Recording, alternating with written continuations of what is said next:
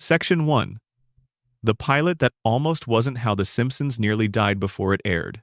There is a version of television history where The Simpsons never happened, not a version where it got canceled after a few seasons, or where it faded quietly into syndication after a decade and people moved on, a version where it never aired at all, where the show that would go on to become the longest-running animated series in American history, the longest-running scripted primetime series in the entire history of the medium, was killed before a single episode reached a single television set.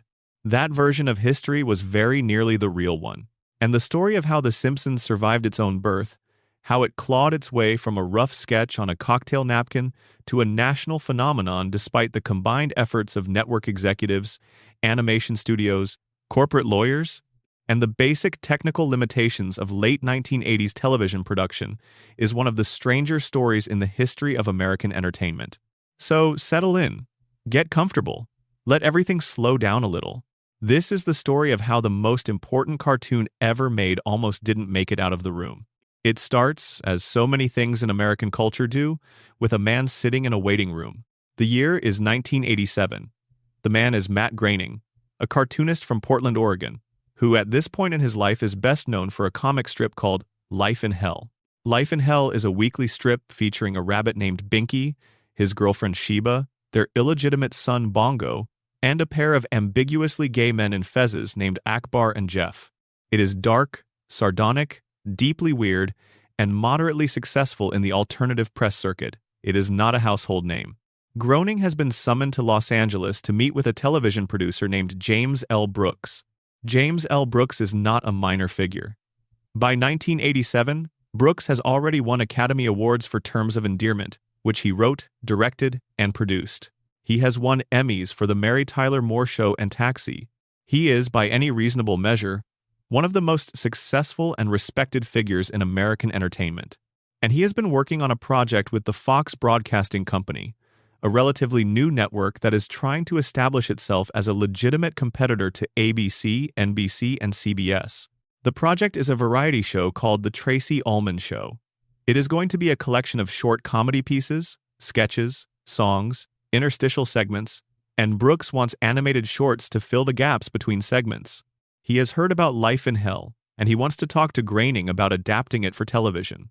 This is, on paper, a significant opportunity. Life in Hell on national television, even in short animated bursts between sketch comedy segments, would be meaningful exposure for a strip that lives primarily in the pages of alternative weeklies. Groening arrives at the meeting, and then, in the waiting room, before he has even sat down with Brooks, he makes a decision that changes the course of television history. He decides not to pitch Life in Hell. The specific reason Groening gives for this decision varies slightly depending on which interview you read, but the core of it is consistent. He was sitting there in that waiting room, about to pitch an adaptation of his most successful creative work, and he realized that selling the rights to Life in Hell to a television network would mean giving up control of characters he had spent years developing, characters who were, in a real sense, autobiographical. Binky the Rabbit was, to some degree, Matt Groening. The relationships in Life in Hell were drawn from real experience, real feeling, real darkness. Selling that felt like selling something he couldn't afford to lose. So he decided, on the spot, to pitch something else instead. The problem was that he didn't have anything else. What happened next is one of the great acts of improvisation in entertainment history. Groening sat in that waiting room and invented a family. He gave them a name he would later say he chose in part as a nod to the Simpsons family from the Tracy Ullman Show's own writing staff, and in part because it was funny, a slightly dumb-sounding name for an allegedly average American household. He sketched out a father, a mother, a rebellious son, a brainy daughter, and a baby. He gave the father his own father's name, Homer. He gave the mother his own mother's name, Marge. He gave the son the name Bart, which he has said is an anagram of brat, though he has also said at various points that this was not intentional, which may itself be a joke. He gave the brainy daughter the name Lisa, and the baby the name Maggie. He walked into the meeting and pitched this family he had invented 20 minutes earlier. James L. Brooks said yes. That yes set in motion a production process that would nearly collapse on multiple occasions before a single frame reached air. The Simpsons shorts would appear on The Tracy Ullman Show beginning in April 1987, and for 2 years they aired as interstitial segments, 30 to 60 seconds each, rough and deliberately crude and strange. The animation was loose. The voices were still finding themselves. Homer sounded different. Bart sounded different. The whole thing had a handmade quality that was partly intentional, and partly the result of the significant limitations of the budget and timeline they were working within. But something about them connected. People liked The Simpsons. Not just liked them the way you like a passable sketch on a variety show, liked them in a way that suggested something more. There was a realness to this family, a warmth underneath the dysfunction, a sense that these were people you recognized even if you had never met anyone quite like them. James L. Brooks recognized it. The Fox network recognized it, at least tentatively. And conversations began about whether The Simpsons could sustain a full half-hour animated series of its own. This is where the first major controversy began. The Fox network in 1987 and 1988 was a scrappy, underdog operation that was still figuring out what it was. It had launched formally in 1986, and it was operating under a different set of FCC regulations than the three major networks because it broadcast fewer hours of primetime programming per week, which meant it was technically classified differently and faced fewer restrictions. This gave Fox some creative latitude that ABC, NBC, and CBS did not have. But it also meant Fox was working with smaller budgets, smaller production infrastructure, and a smaller audience base. Commissioning a full animated series was a significant gamble for Fox. Animated television in the late 1980s was not the prestige medium it would later become. Primetime animation had essentially been dormant since the Flintstones in the 1960s. Saturday morning cartoons existed, but they were considered children's programming, lightweight entertainment, not the kind of thing that occupied serious primetime slots. The general industry wisdom was that animated shows for adult audiences didn't work in primetime, that they couldn't compete with live action, that the audience wouldn't support them. Fox was considering betting against that wisdom, and they had a specific slot in mind: Christmas Day 1989, which would serve as the series' premiere date, followed by a regular slot beginning in January 1990. The pressure this created on the production was extraordinary. The Simpsons had been operating as a short-form series within The Tracy Ullman Show. Going to half-hour meant building an entirely new production infrastructure. It meant hiring more writers, more animators, more voice actors. It meant establishing a pipeline that could produce 20-some episodes of quality television on a timeline that, even under ideal conditions, would have been aggressive. And conditions were not ideal. The animation for The Simpsons was being produced overseas, primarily in South Korea, through a company called Klasky Csupo, the animation house founded by Arlene Klasky and Gabor Csupo. This was standard practice for American animation at the time. Domestic animation was expensive, and the industry had developed a system of producing the artwork overseas, shipping it back for post-production, and assembling the final product in the United States. It was cheaper. It was also slower, less predictable, and subject to a variety of logistical problems that could knock a production off its timeline. For The Simpsons, the overseas pipeline created a series of crises that the production team at Klasky Csupo and at The Simpsons home studio in Los Angeles had to navigate in real time, with deadlines that did not move and a network that was watching very closely. The Christmas special, officially titled Simpsons Roasting on an Open Fire, was produced under conditions that the people involved have since described in terms ranging from stressful to chaotic to, in some accounts, genuinely alarming. The animation that came back from South Korea was not always what had been sent over. Colors were wrong, characters looked slightly off, proportions drifted between shots. There were technical artifacts, glitches, moments where the animation simply did not work in the way it was supposed to. The team had to fix what they could and move on. There was no time for full revisions. There was barely time for basic corrections. And the result? The Christmas special that aired on the 17th of December 1989 was rough in ways that are visible if you go back and watch it today. The animation is inconsistent. Homer looks different from scene to scene. The color palette shifts in ways that feel unintentional. The whole thing has a quality that is clearly early, clearly finding its footing, clearly not yet the show it would become. But here is what is remarkable about that Christmas special. It is also genuinely moving. The premise of the episode is that Homer discovers, close to Christmas, that he is not getting his expected Christmas bonus, and that Marge has had to spend the family's emergency savings on removing a tattoo. Bart got impulsively.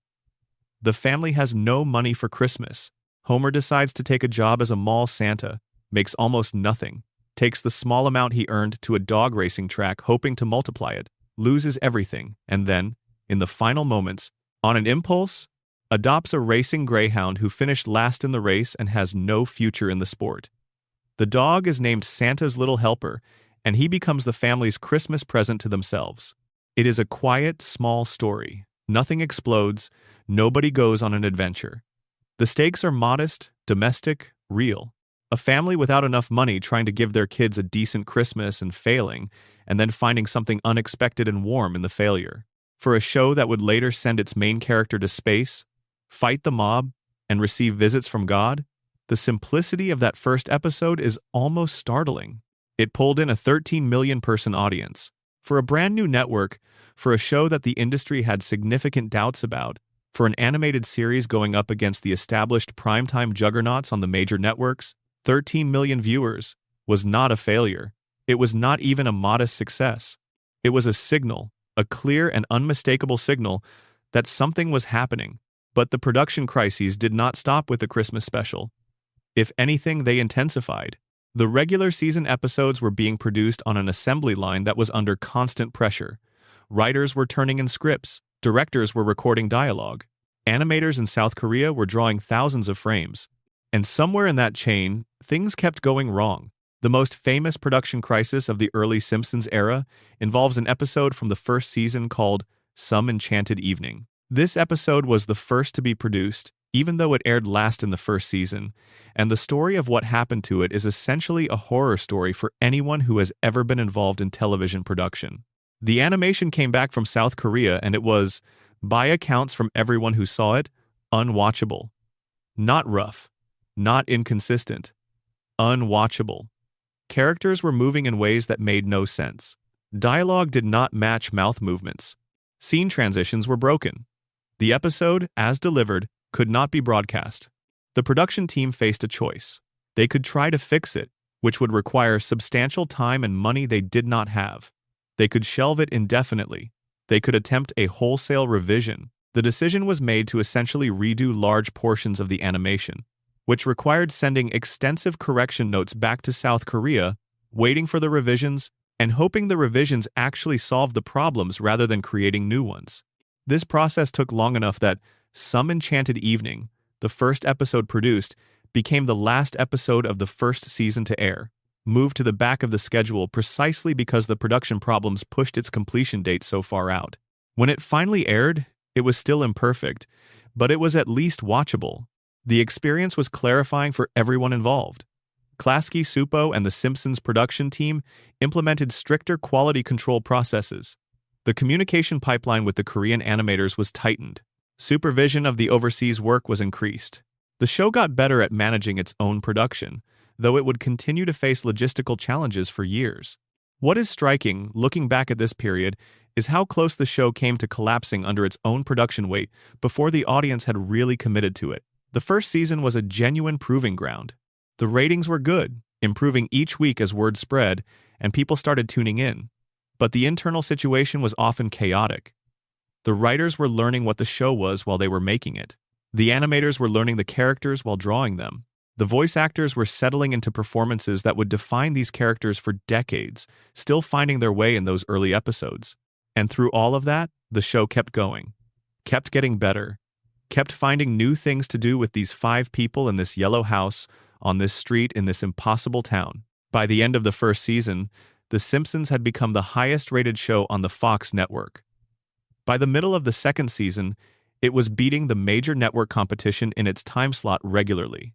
By the time it reached the end of its second year on the air, it had generated a cultural moment so large, so genuinely unprecedented in the history of American animation, that the controversy it sparked would fill its own full section of this script. But before we get there is one more piece of the origin story that deserves attention. The question of who, exactly, created The Simpsons has been a source of quiet tension for much of the show's history. Matt Groening is the creator, this is established. His name appears in the opening credits of every episode.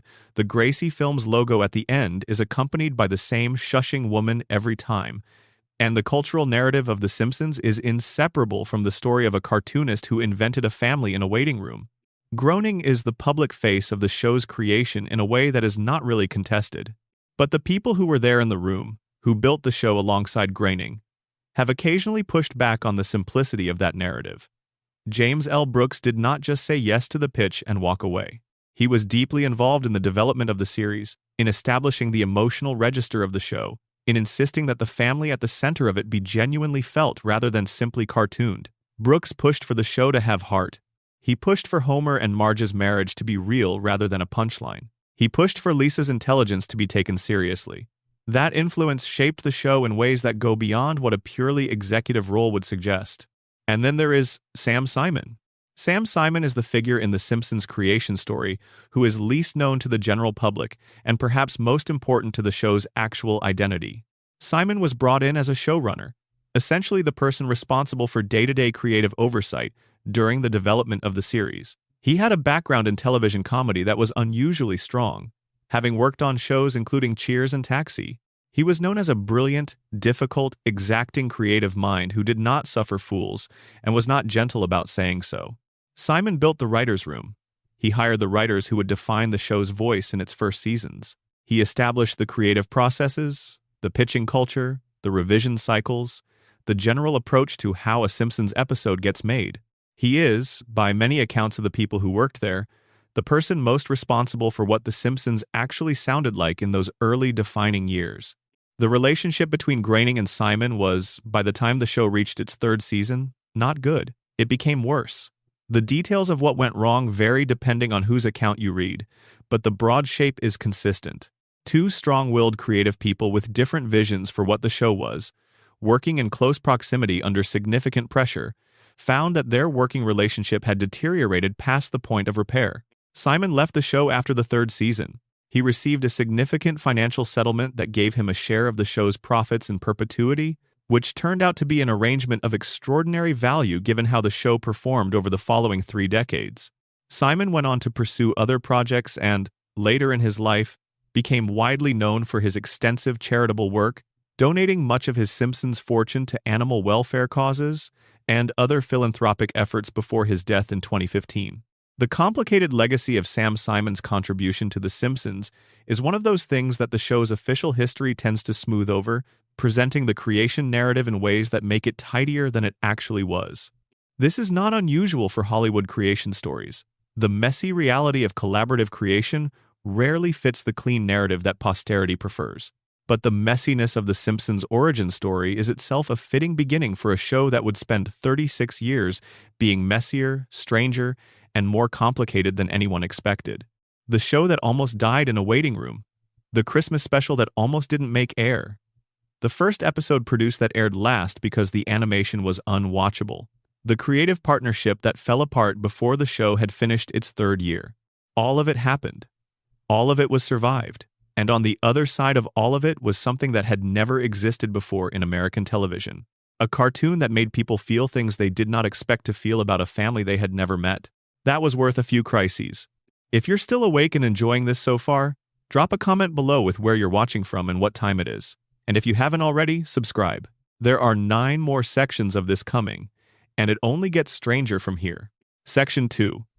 The Bart Simpson Moral Panic. When America declared war on a cartoon kid. In the summer of 1990, Bart Simpson was the most controversial figure in America. Not a controversial political figure. Not a controversial artist or musician or filmmaker. A cartoon child, 10 years old, drawn in yellow with spiky hair and an overbite, who had been on television for less than a year. He was on t-shirts. He was on bumper stickers. He was on the covers of magazines. He was being discussed in schools, in churches, in the halls of Congress, and in the office of the President of the United States. And an enormous number of American adults, people who occupied positions of authority and responsibility in their communities, had decided that this fictional 10-year-old was a genuine threat to the moral fabric of the country. What happened next? The scale of the backlash against Bart Simpson and The Simpsons in 1990 and 1991 was something genuinely unprecedented. America had experienced moral panics before. It would experience them again. But the specific panic that surrounded a cartoon family from Fox in the first years of the show's existence had a texture and an intensity and a cultural reach that still feels remarkable to look back on. And the show almost didn't survive it. To understand the Bart Simpson panic, you have to understand what Bart was and what he was not. Bart Simpson was a troublemaker. He pulled pranks. He did poorly in school, not from lack of intelligence, but from a fundamental refusal to engage with an educational system he experienced as hostile and boring. He had a catchphrase, "Don't have a cow, man," that managed to sound rebellious and slightly transgressive even though it contained no actual profanity. He called his father by his first name. He talked back to authority figures. He was, within the logic of the show, genuinely affectionate, genuinely loyal to his family, and occasionally capable of surprising moral insight, but the surface presentation of Bart was a kid who did not respect the rules and was not particularly apologetic about it. This was not new territory in American culture. The rebellious kid as a cultural figure goes back a long way. Dennis the Menace, who appeared in comic strips starting in 1951 and on television starting in 1959, was a troublemaker. Eddie Haskell on Leave It to Beaver was a manipulative, disrespectful kid who had been on television since 1957. The entire teenage rebellion genre in music and cinema that had dominated the 1950s and 1960s was built around young people who did not respect authority and were celebrated for it. But Bart Simpson hit differently for a specific reason. The shows that featured rebellious kids in previous decades were generally careful to frame that rebellion in ways that ultimately affirmed the values they appeared to challenge. Dennis the Menace was a nuisance, but his heart was good and the adults around him were shown as patient and loving. Teenage rebels in 1950s films were redeemed by the end. The system they challenged was not really questioned. The message, ultimately, was that growing up and accepting adult authority was right and good, and the natural order of things. Bart was not redeemed in that way. The Simpsons was not interested in that kind of resolution. The show's central premise was that adult authority was frequently wrong, frequently corrupt, frequently operated in the interests of the powerful rather than the vulnerable, and that the people who were supposed to be in charge, the principal, the police chief, the nuclear plant owner, the mayor, were as often as not the problem rather than the solution. Bart's disrespect for authority was not a character flaw to be corrected. It was, at least partially, an appropriate response to a world that did not deserve his respect. That was a genuinely radical thing to put on network television in 1989 and 1990, and a significant portion of the American adult establishment noticed it. The backlash began building in early 1990 and reached something close to a peak by the summer of that year. Schools across the country began banning Bart Simpson t-shirts. This was not a few isolated school districts making local policy decisions. Dozens of schools implemented bans on Simpsons merchandise, citing the image of Bart as an underachiever who was proud of it, which was a real thing printed on shirts being worn by children to school across America. The shirts said things like underachiever and proud of it, man and a caramba, and, most controversially for educational settings, I'm Bart Simpson. Who the hell are you? The word hell. On a t-shirt, being worn by children, to school. This was treated in many communities as a genuine crisis. The logic of the school bans was that Bart Simpson represented an attitude toward education and authority that was counterproductive to the educational mission, that children wearing shirts celebrating underachievement in an environment designed to encourage achievement was a conflict that the schools were right to resolve by banning the shirts. This argument had a surface plausibility that made it hard to argue with directly. Of course, schools could have dress codes. Of course, endorsing academic failure in a school setting was counterproductive. But the bans were also, unmistakably, part of something larger, something that felt less like rational educational policy and more like a cultural front in a broader war about values. The religious community's response to The Simpsons was particularly intense. The show was criticized from pulpits across the country. Ministers and priests and rabbis cited it as an example of the cultural degradation they had been warning about. The family in the show was not a good family, by the standards of 1,990 American religious conservatism. The father was lazy, irresponsible, occasionally violent in a cartoonish way. The mother was strong and competent, but found herself regularly in conflict with a husband who was not pulling his weight. The children were disrespectful. The show depicted a church that was boring, and a minister who was well-meaning but ineffectual. It depicted God as occasionally present but not exactly intervening in helpful ways. None of this was a ringing endorsement of traditional religious values, as they were then being articulated by the religious right, which was at a point of significant cultural influence in 1990. And the religious right said so, loudly, repeatedly, and with the kind of organized messaging that the movement had spent the previous decade developing. Then the President of the United States weighed in. George H.W. Bush was president in 1990, and in an interview that was widely reported and widely replayed, Bush made a comment about The Simpsons that crystallized everything the show's critics had been saying. He said, and this is a loose paraphrase of a statement he made in multiple forms during this period, that the American family should be less like The Simpsons and more like the Waltons. The Waltons, for anyone unfamiliar with the reference, was a long-running CBS drama from the 1970s about a large, close, fundamentally decent family in rural Virginia during the Depression era. They were religious, hardworking, devoted to each other and to their community. They were, in essentially every respect, the opposite of The Simpsons as their critics understood them. Bush's comparison was not an offhand remark. It was a deliberate cultural statement, a declaration about what kind of family the President of the United States believed Americans should be aspiring to. And it made The Simpsons a political football in a way that a 20-minute animated comedy on a fourth-place network probably did not expect to become. The show's response to this was one of the great moments in the history of television counterattack. The writers crafted a response that aired in the premiere of the third season. In the episode, the family is watching television when they see the president making his comments comparing them unfavorably to the Waltons. The family reacts with visible hurt and confusion, and then Bart delivers the line that the writers had been sharpening since they heard about Bush's remarks. Bart says, "Hey, we're just like the Waltons. We're praying for an end to the Depression, too." It is, by the standards of 1991 primetime television, an almost miraculously efficient piece of political comedy. It takes the condescension of the original comparison and turns it back on itself. It points out that The Simpsons, for all their flaws, are a family navigating real economic anxiety in a way that the idealized Walton vision does not have to contend with. And it does it in 11 words, delivered by a 10-year-old cartoon boy as a throwaway line before the cold open. The clip circulated. The headline was everywhere.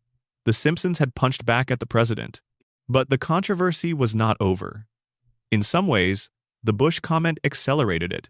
The educational establishment's concern about The Simpsons was not limited to school t-shirt bans.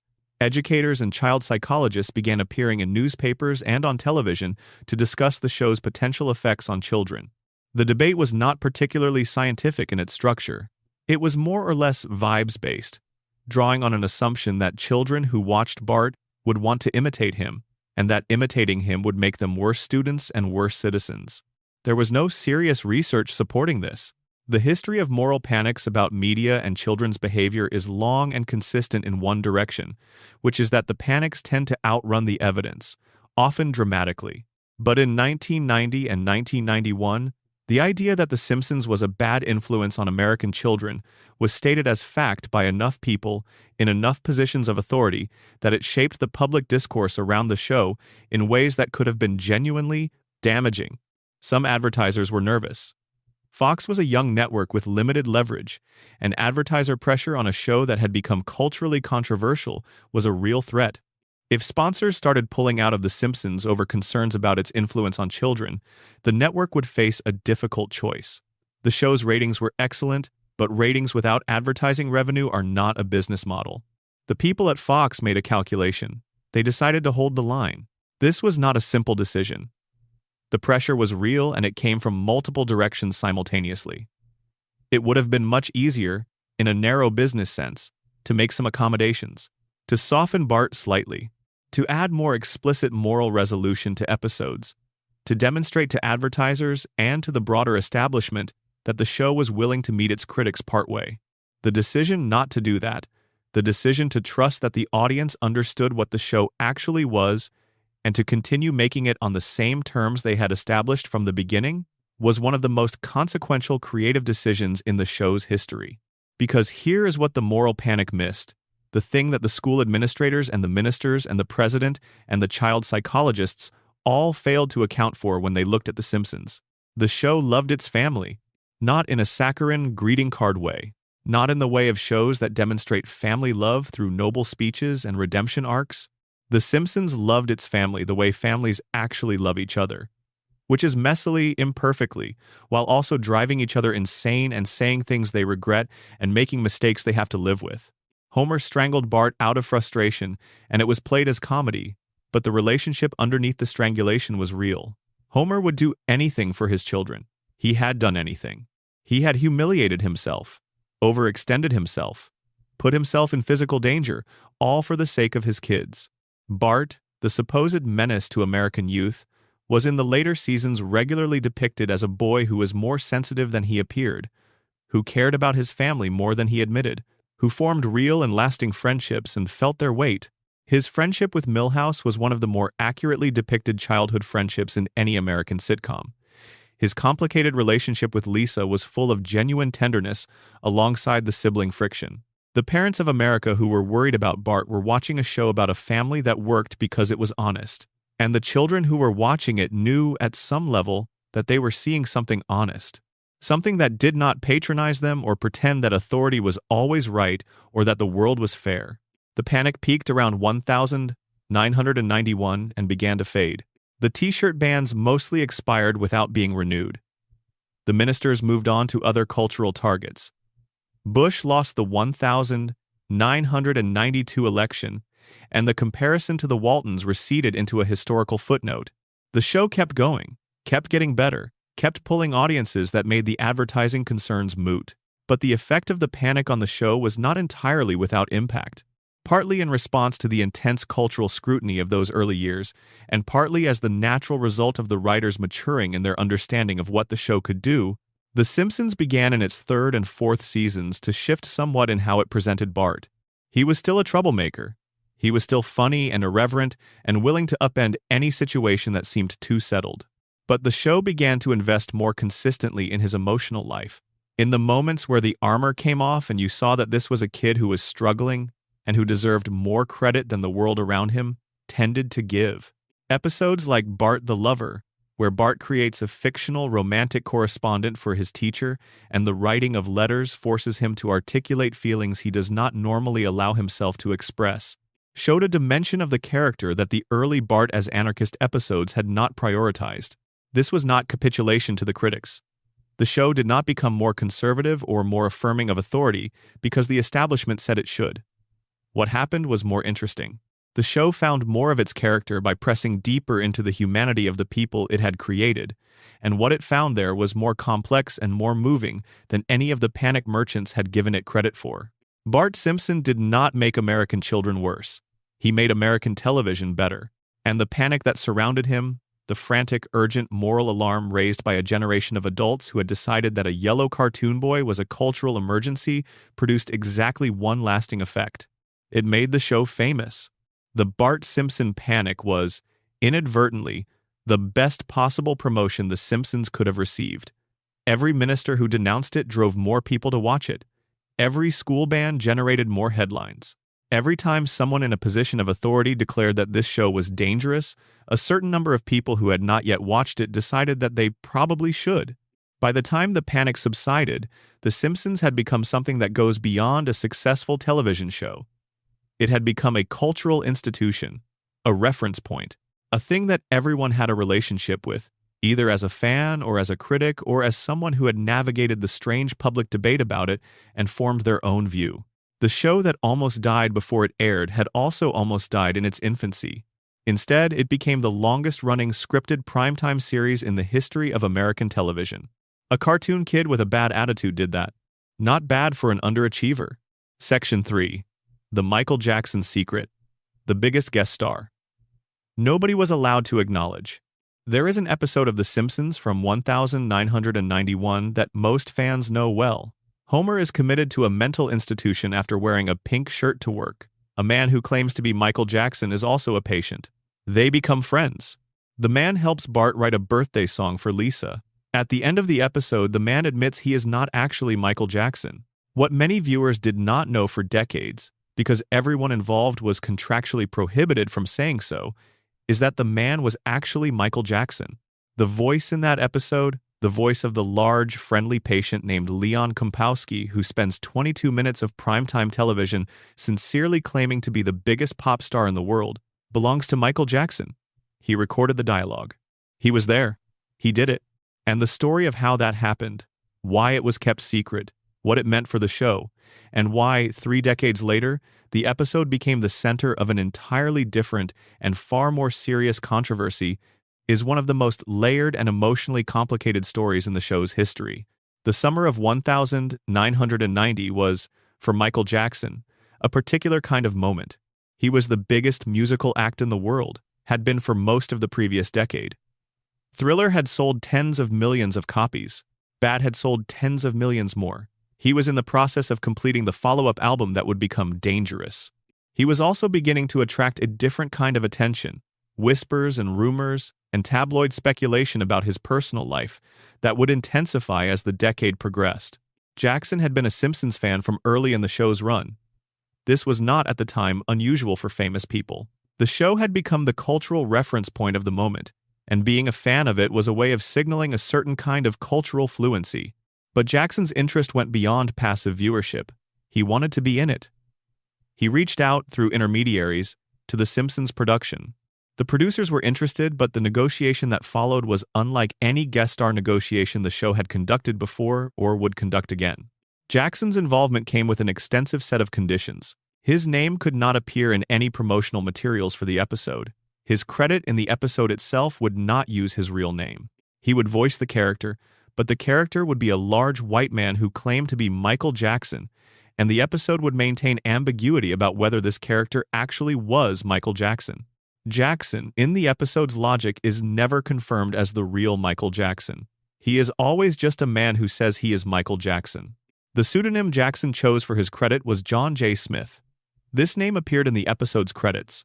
The official story for years after the episode aired was that John J. Smith was the voice artist, and this story was maintained by everyone involved with considerable discipline. The motivation for the secrecy was apparently twofold.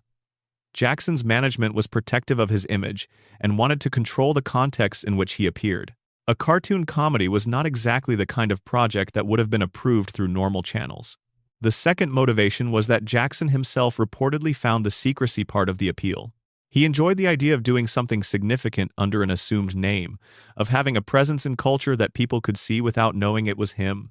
The episode that resulted from this arrangement, Stark Raving Dad, is genuinely good.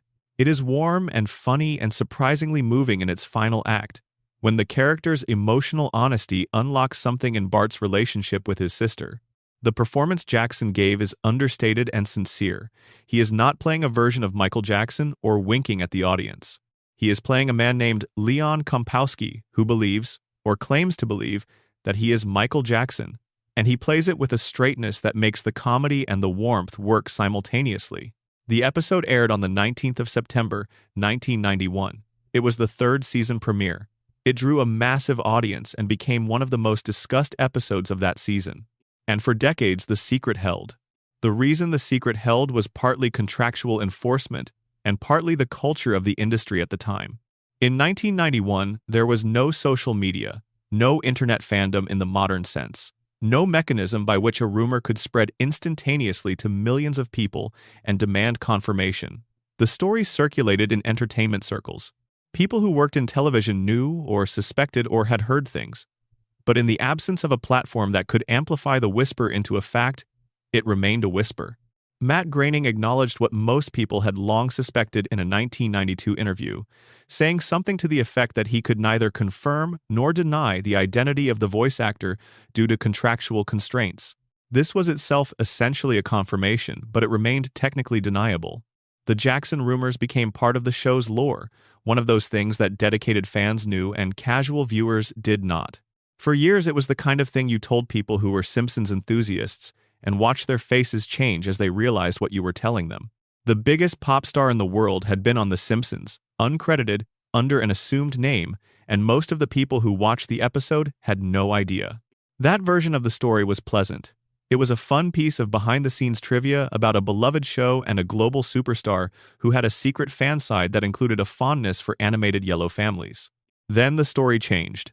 In 2019, a documentary called Leaving Neverland aired on HBO. The film, directed by Dan Reed, featured testimony from two men, Wade Robson and James Safechuck, who alleged that Jackson had sexually abused them as children during the 1980s and 1990s. The allegations were specific, detailed, and deeply disturbing. The film was 4 hours long and spent much of that time allowing the men to describe what they said had happened to them. The documentary was immediately and intensely controversial. Jackson's estate disputed the allegations forcefully. His supporters pointed to the fact that both men had previously testified in Jackson's defense and argued that their current accounts were inconsistent with their earlier statements. Critics of the film argued that it presented only one side of the story and that it violated basic journalistic standards by not including counter-perspectives in a meaningful way. But the documentary also brought into focus something that the fan trivia about Stark Raving Mad had not had to contend with before. If the allegations in Leaving Neverland were true, if Michael Jackson had spent years abusing children, then what did it mean that an episode of The Simpsons, a show explicitly made for family viewing and featuring children prominently, had given him a platform that was hidden, uncredited, and conducted under the cover of contractual secrecy? The Simpsons production team, specifically the current showrunner Al Jean, made a decision. In February 2019, following the airing of Leaving Neverland, Al Jean announced that the episode Stark Raving Dad was being pulled from rotation. It would not air on Fox. It would not be made available on streaming platforms. It would, in Jean's words, be retired. The statement Jean made at the time was careful. He said that the show's team felt, after watching the documentary, that they could not in good conscience keep the episode in rotation. He acknowledged that this was not a simple decision, that the episode was a fan favorite, and that Michael Jackson's participation in it had been a meaningful part of its creation. But he said that the content of the documentary had changed the context of the episode's existence in a way that made continuing to air it untenable. The decision to pull the episode generated its own controversy. A portion of the fan community reacted with genuine distress. Stark Raving Dad was, by any measure, a well-regarded episode. It was emotionally effective. It had nothing to do with the allegations contained in Leaving Neverland. The character Leon Kompowski did not interact with children in any inappropriate way. The episode was not about anything that connected to the documentary's subject matter. The argument against pulling it went something like this. Art exists independently of the conduct of its creators. The episode of The Simpsons is what it is. Michael Jackson's alleged conduct, whatever one believed about the documentary's claims, did not change the content of the episode itself.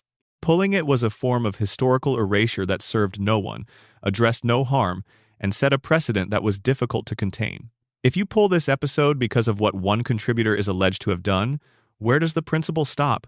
This is a genuine argument, and it deserves to be engaged with seriously.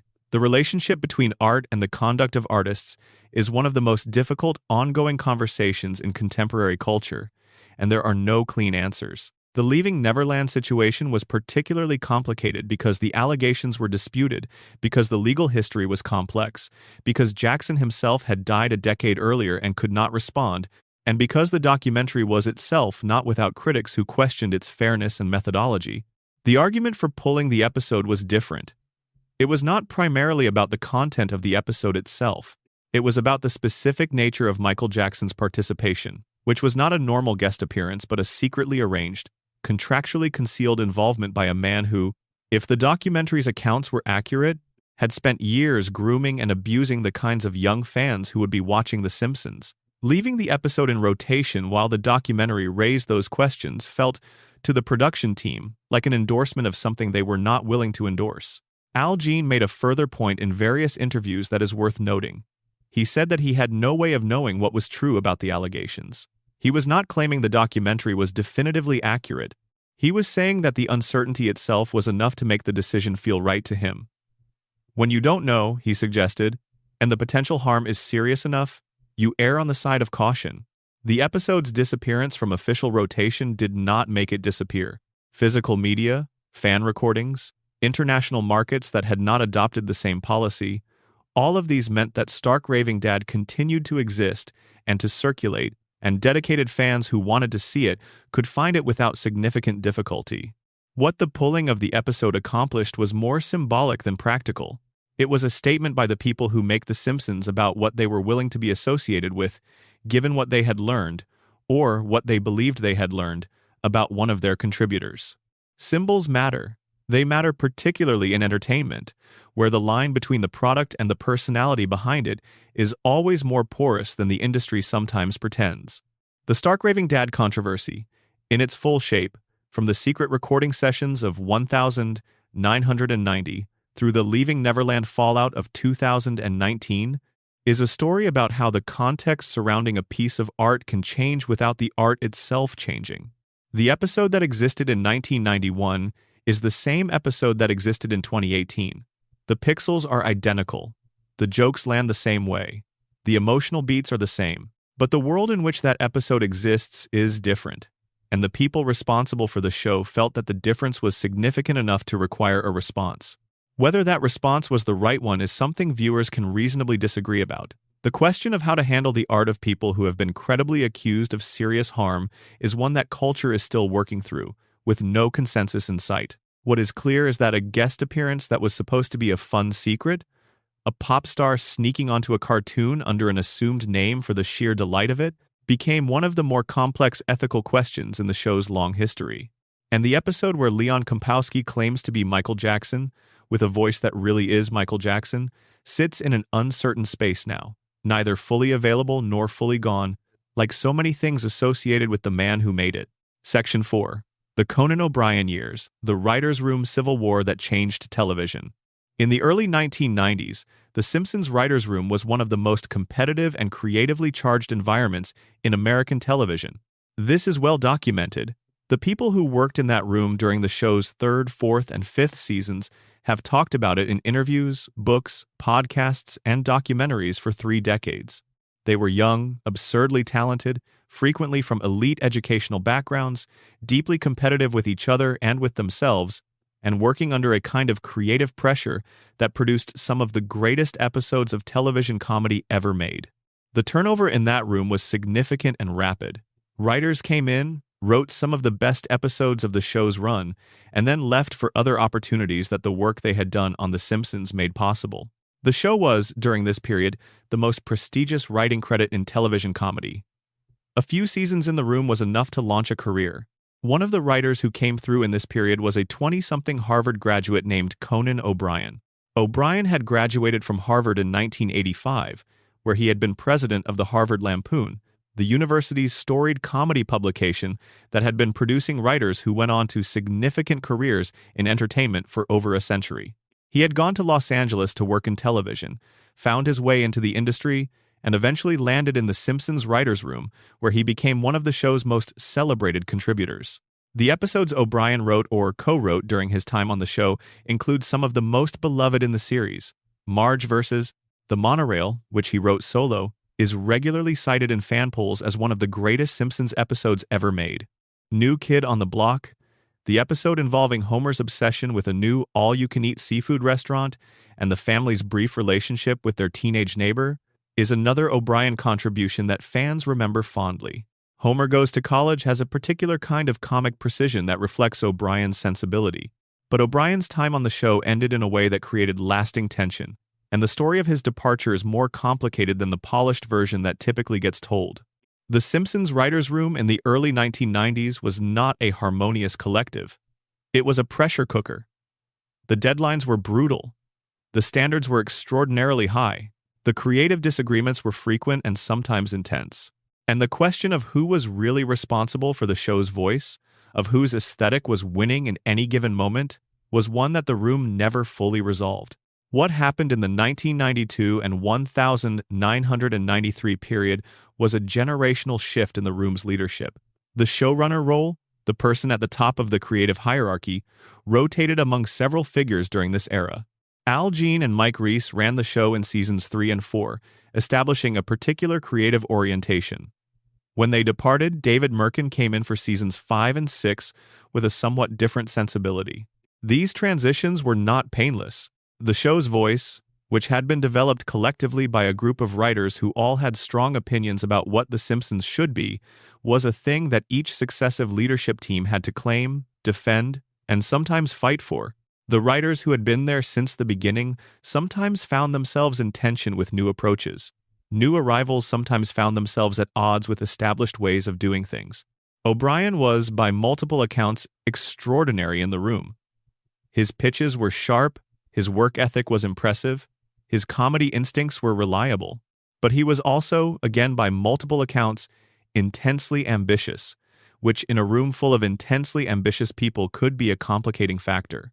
When O'Brien left The Simpsons in 1993 to host a new NBC late-night show called Late Night with Conan O'Brien, the official narrative was one of simple opportunity. NBC had offered him the slot vacated by David Letterman's move to CBS. He was being given his own late-night show. Of course he was going to take it. But the departure was not without friction. The specifics of what that friction looked like vary depending on the source, and O'Brien himself has been diplomatic over the years about discussing it in ways that would create clear winners and losers.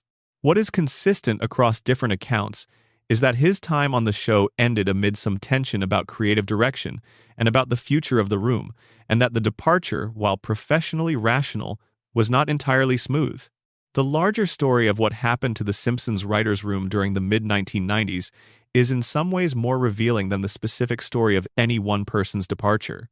The show during its golden era, roughly seasons 2 through 8 depending on who you ask, was producing work of a consistency and ambition that was genuinely without precedent in animated television. The writers were doing things with the form that pushed its boundaries in ways that felt genuinely experimental. They were making emotional episodes that would not have felt out of place in a prestige drama. They were making surreal episodes that touched the edges of absurdism. They were making episodes that delivered carefully constructed social satire, alongside some of the most efficiently crafted jokes in the history of American comedy. And then, gradually, those writers left. They left for good reasons. The opportunities available to someone with a golden-era Simpsons credit were extraordinary. The show functioned, during this period, as a launching pad for some of the most significant careers in comedy writing. Greg Daniels, who would go on to develop the American version of The Office and create Parks and Recreation, wrote for The Simpsons. Brad Bird, the filmmaker responsible for The Iron Giant, The Incredibles, and Ratatouille, worked on the show during this period. John Swartzwelder, perhaps the most mythologized of all Simpsons writers, someone who produced an extraordinary number of beloved episodes before eventually leaving the industry entirely to write a series of eccentric novels, was at his most active during these years. When these writers left, they took with them the specific creative DNA that had made the show what it was. Their replacements were talented, sometimes very talented, but the room dynamic that produced the golden era episodes was a specific chemistry that cannot be exactly replicated. The mix of people, the specific constellation of sensibilities and instincts and shared references and creative ambitions that existed in the room during seasons 3 through 8 was the product of circumstances that could not be reconstructed once it dispersed. The Conan O'Brien story intersects with this larger history in a specific way that deserves attention. When O'Brien launched Late Night with Conan O'Brien on NBC in September 1993, the response was not immediately positive. The show struggled in its first months. Critics were mixed. The audience was not sure what to make of this young, physically distinctive, intellectually intense person who had been handed a major network late-night slot without much on-air experience. The early episodes were uneven. There was a genuine possibility, in those first months, that the show would not survive. NBC gave it time. The show found itself. O'Brien developed a style that was distinct from anything else in late night, absurdist and self-aware, and willing to be genuinely weird in ways that rewarded patient viewers. He built an audience, then a devoted audience, then a cultural institution of his own. The trajectory of Late Night with Conan O'Brien and its successors cannot be separated from The Simpsons' writing credit that preceded it. The kind of comedy O'Brien developed in his late-night work drew on sensibilities that had been refined in The Simpsons room. The structural audacity, the willingness to commit fully to an absurd premise, the comedy of escalation that rewards attention, all of these qualities that became O'Brien's signatures were cultivated in a writer's room that was making some of the most carefully constructed comedy in American television history. The Simpsons did not just launch O'Brien's career.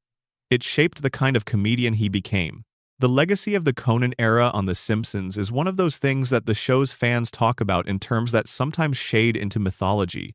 The idea of the golden era, of a specific period when the show was operating at a level it has never since reached is something almost every long-term fan has a version of. And the departure of the writers who made that era possible is, in most versions of the story, understood as the beginning of its end. This is a seductive narrative. It is also somewhat unfair to the people who came after. The post-Golden Era Simpsons is a show that has produced individual episodes of genuine brilliance alongside a larger body of work that is, by consensus, less consistently impressive than the early seasons. This is true. It is also true that the post-Golden Era Simpsons has been producing episodes for 30 years beyond the point when its critics declared it had lost its way, which suggests that something in it continues to work. But the writers' room civil war, the creative tensions and departures and replacements that changed the character of the show in the mid-1990s, is a real thing. It is not mythologized into existence by nostalgic fans. It is documented in the accounts of the people who were there. What those accounts reveal is not a simple story of creative decline. They reveal something more interesting, a show that had built its success on a specific and fragile alchemy of people and circumstances, that had been lucky enough to have the right people in the right room at the right time, and that when that chemistry inevitably dispersed, as all chemistries do, had to figure out what it was without them. The Simpsons has spent 30 years being something different from what it was in the early 1990s. Whether that something different is worth watching is a question every viewer answers for themselves. But the Conan O'Brien years and the broader story of the writers' room that produced them are the key to understanding both what the show was at its best and why that best was so difficult to maintain.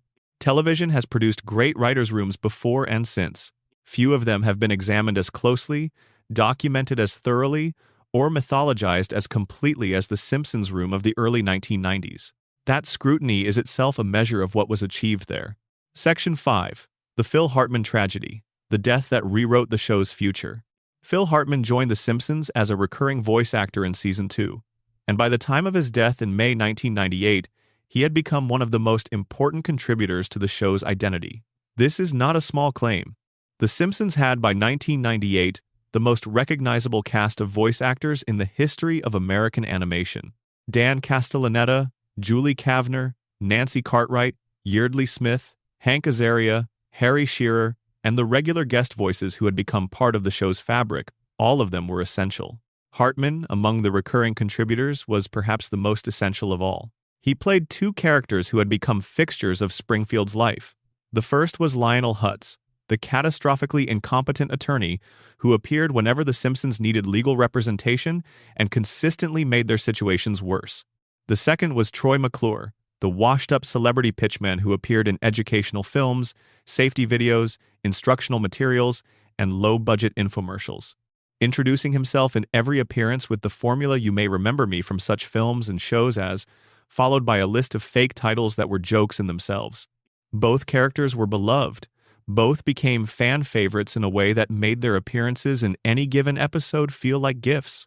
And both were so specifically built around Hartman's voice, his particular blend of genial confidence and barely concealed desperation, that it was essentially impossible to imagine anyone else doing them. Hartman's ability to voice characters who were simultaneously pathetic and persuasive was a very specific skill, and it was perfectly matched to what Lionel Hutz and Troy McClure required. Hutz was a man who had failed at the profession he had chosen, but who retained, through some deep reservoir of shamelessness, an unshakable belief in his own competence. McClure was a man whose career had ended for reasons the show never fully specified, reasons that the audience was meant to understand were probably shameful, but who continued to perform his promotional duties with a broadcast professionalism that was itself a kind of tragedy. Both characters needed a voice that could play genuinely sincere, while the writing undermined the sincerity with every line. Hartman could do that in a way that felt effortless, which is the mark of a very precise and disciplined performance. Phil Hartman was killed on the 28th of May, 1998. He was shot in his home in Encino, California. The person who killed him was his wife, Bryn Hartman, who afterward took her own life. He was 49 years old. The murder shocked the entertainment industry in ways that are difficult to fully convey from a distance of more than 2 decades. Hartman was, by all accounts of people who knew and worked with him, a genuinely kind and generous person. He was funny in the way that people who are actually funny are funny, which is that it extended beyond the professional context into everyday interaction. He was beloved by his colleagues. He had achieved a level of success that seemed like the foundation for a long and productive career rather than a late-stage conclusion. His work on Saturday Night Live through the 1980s and early 1990s had established him as one of the most versatile cast members in that show's history. His current role on News Radio, a sitcom he was starring in as part of the regular cast, was going well. The Simpsons characters he had developed over years of recurring appearances were as popular as ever. None of it prepared anyone for what happened on May 28th. For The Simpsons, the immediate practical question was what to do with Lionel Hutz and Troy McClure. The show considered the options and arrived at what is, in retrospect, probably the only decision that could have been right. The characters were retired, not recast, not written off, not given explanatory storylines about what happened to them. Retired. Quietly removed from the pool of available characters, allowed to exist in their prior appearances but not brought back for new ones. The decision not to recast was made quickly and held firmly.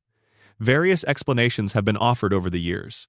The most frequently cited is that the characters were so specifically built around Hartman's voice that recasting them would have felt wrong in a way that honoring the memory of his contribution required avoiding. This is true as far as it goes. Lionel Hutz, delivered by a voice that was not Phil Hartman's, would have been a different character in ways that the specificity of the comedy demanded against. The character's whole existence depended on the gap between the performed confidence and the actual incompetence, and that gap was calibrated to Hartman's specific instrument. But the decision was also surely about something larger than production practicality. It was about respect. It was about saying, in the only language available to a television production, that what Phil Hartman had given to the show was not replaceable, and that pretending otherwise would have been a kind of insult. The loss of Hartman's characters had specific effects on the show's storytelling that played out over the following seasons. Lionel Hutz had been the go-to figure for any storyline involving legal trouble. The Simpsons are a family that gets into legal trouble with some regularity, and Hutz's presence had given those storylines a particular comic texture, a kind of institutional failure that worked as satire on the legal system while also being a reliable source of absurdist jokes. In his absence, legal storylines either had to work around the absence by using other characters in similar positions, or had to be constructed differently. The show managed this. It found other ways to generate comedy from institutional failure. But the absence of Hutz is noticeable in the later seasons in the way that any reliable structural element's absence is noticeable when you know what to look for.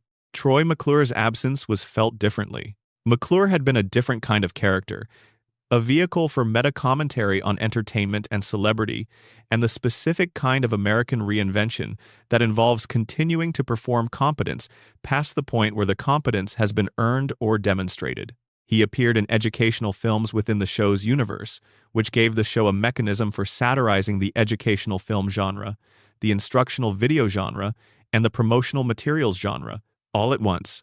Losing McClure meant losing that mechanism, which had been used with some regularity in the show's storytelling. The show mourned Hartman's absence in the way that institutions mourn, which is slowly and indirectly. There was not a memorial episode, though the show has done memorial episodes for other people. There was a dedication in the credits of the first episode following his death, a simple acknowledgement of loss that was appropriate in its restraint. And there were individual writers and producers who have spoken over the years about what Hartman meant to the show and what his death took from it. There is another dimension to the Phil Hartman story that connects specifically to a conversation The Simpsons had been having internally about its own future. In 1998, the show was in its 9th season. The golden era, by most accounts, had passed. The writer's room had turned over significantly. The show was still performing well in the ratings, but was no longer the critical juggernaut it had been in its early years. There were ongoing internal conversations about the show's direction, about how to keep it vital as it aged, about what the long-term relationship between the show and its cast and crew should look like. Hartman's death arrived in the middle of these conversations. It clarified certain things.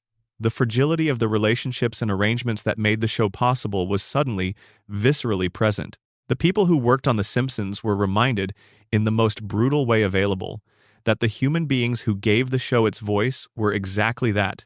Human beings, subject to the full range of human vulnerability and loss and finitude that the characters they played were not. The characters did not age. The people did.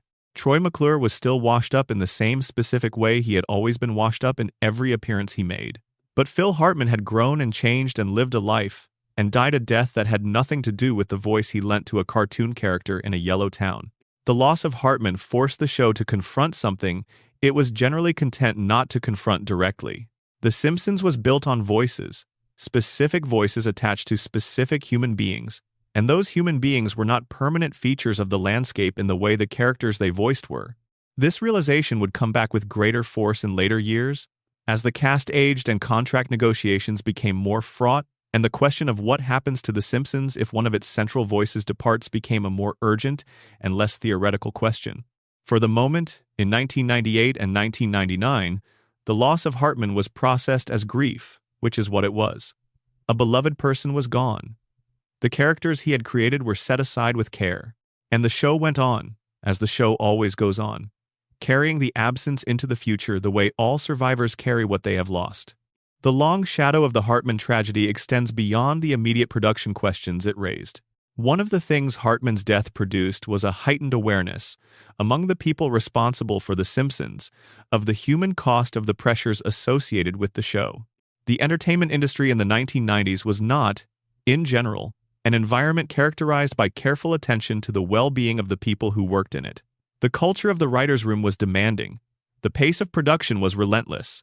The expectation of consistent, high-quality output on tight deadlines was not matched by equally consistent attention to what that expectation required from the people delivering it. Hartman's death was not caused by the pressures of the entertainment industry.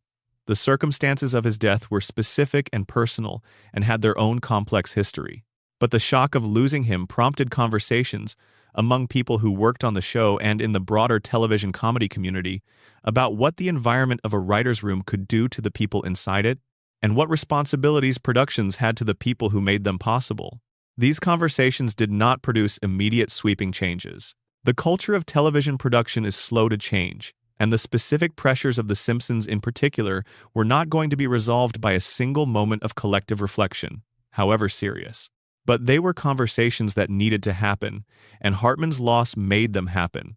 Troy McClure will always be the man you remember from such things as The Simpsons, and Phil Hartman will always be the voice that made that joke work. The two of them are inseparable, in the best and the most painful way. You may remember him from the 16 words in a rotating list of fictional titles delivered in that specific register of cheerful professional desperation that made 22 minutes feel like a gift every time they appeared. You remember him from that. Section 6. The Apu Controversy. When a beloved character became a cultural flashpoint, for 27 years Apu Nahasapi Mapidalon was one of the most recognizable supporting characters on American television. He ran the Quick E-Mart convenience store in Springfield. He had a PhD in computer science from the Calcutta Institute of Technology. He was a devoted husband and the father of octuplets. He was hard-working, occasionally wise, possessed of a gentle dignity that the show sometimes honored and sometimes used as a target. He had his own full episode dedicated to his backstory and his life outside the store. He had appeared in hundreds of episodes across the show's run, and the voice providing his words, his accent, his particular brand of enthusiastic customer service was Hank Azaria, a Jewish actor from Queens, New York, doing an impression of what an Indian immigrant to America would sound like. In 2017, a comedian named Hari Kondabolu released a documentary called The Problem with Apu. The film argued that Apu, as a character, had functioned for decades as the primary representation of South Asian people in American popular culture, and that this representation, specifically the accent performed by a non-Indian actor, had caused real harm to Indian Americans by providing a cultural template that was used to mock and stereotype them in everyday life. The documentary was not primarily an attack on The Simpsons. Kondabolu was explicit in the film about his genuine love for the show and his complicated feelings about a character who had been both a source of harm and, in some ways, a point of visibility for a group that American television had rarely acknowledged at all. But the film made a clear argument that the Apu situation needed to be reckoned with, and the reckoning, when it came, was not the one most people expected. The problem with Apu generated an enormous amount of discussion when it was released. Indian Americans who had grown up with The Simpsons, who had experienced the Apu impression being deployed against them in schools and workplaces and everyday situations, found in the documentary a framework for talking about something they had lived with for years. The accent, the specific exaggerated lilt of Hank Azaria's performance, had been used by non-Indian people as a way of mocking Indian accents generally. Apu had become, for many Indian Americans, a reference point for a form of casual racism that was so normalized it often passed without comment. This was not a new observation within the Indian American community. People had been making this argument for years, in less publicly visible contexts. What the documentary did was bring it into mainstream conversation in a way that forced people who had not previously considered the question to engage with it. The response from the Simpsons production was initially awkward.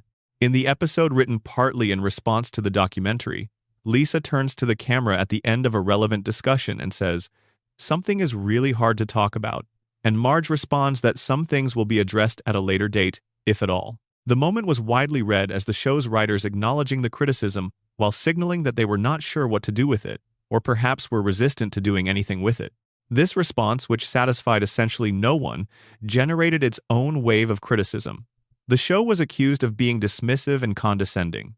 Critics argued that having Lisa break the fourth wall to essentially say we acknowledge this problem and are choosing not to address it was worse than not responding at all. It felt like an institutional shrug wrapped in a meta-joke. What followed was a period of genuine uncertainty about what the show's path forward with Apu should be. Hank Azaria, who had voiced the character for 28 years, began to speak publicly about his own complicated relationship with the character and with the criticism of his performance. His statements evolved over the course of 2018 and 2019, becoming progressively more reflective and eventually arriving at a position of genuine accountability. In January 2021, Azaria formally stepped down from voicing Apu. The announcement was made publicly.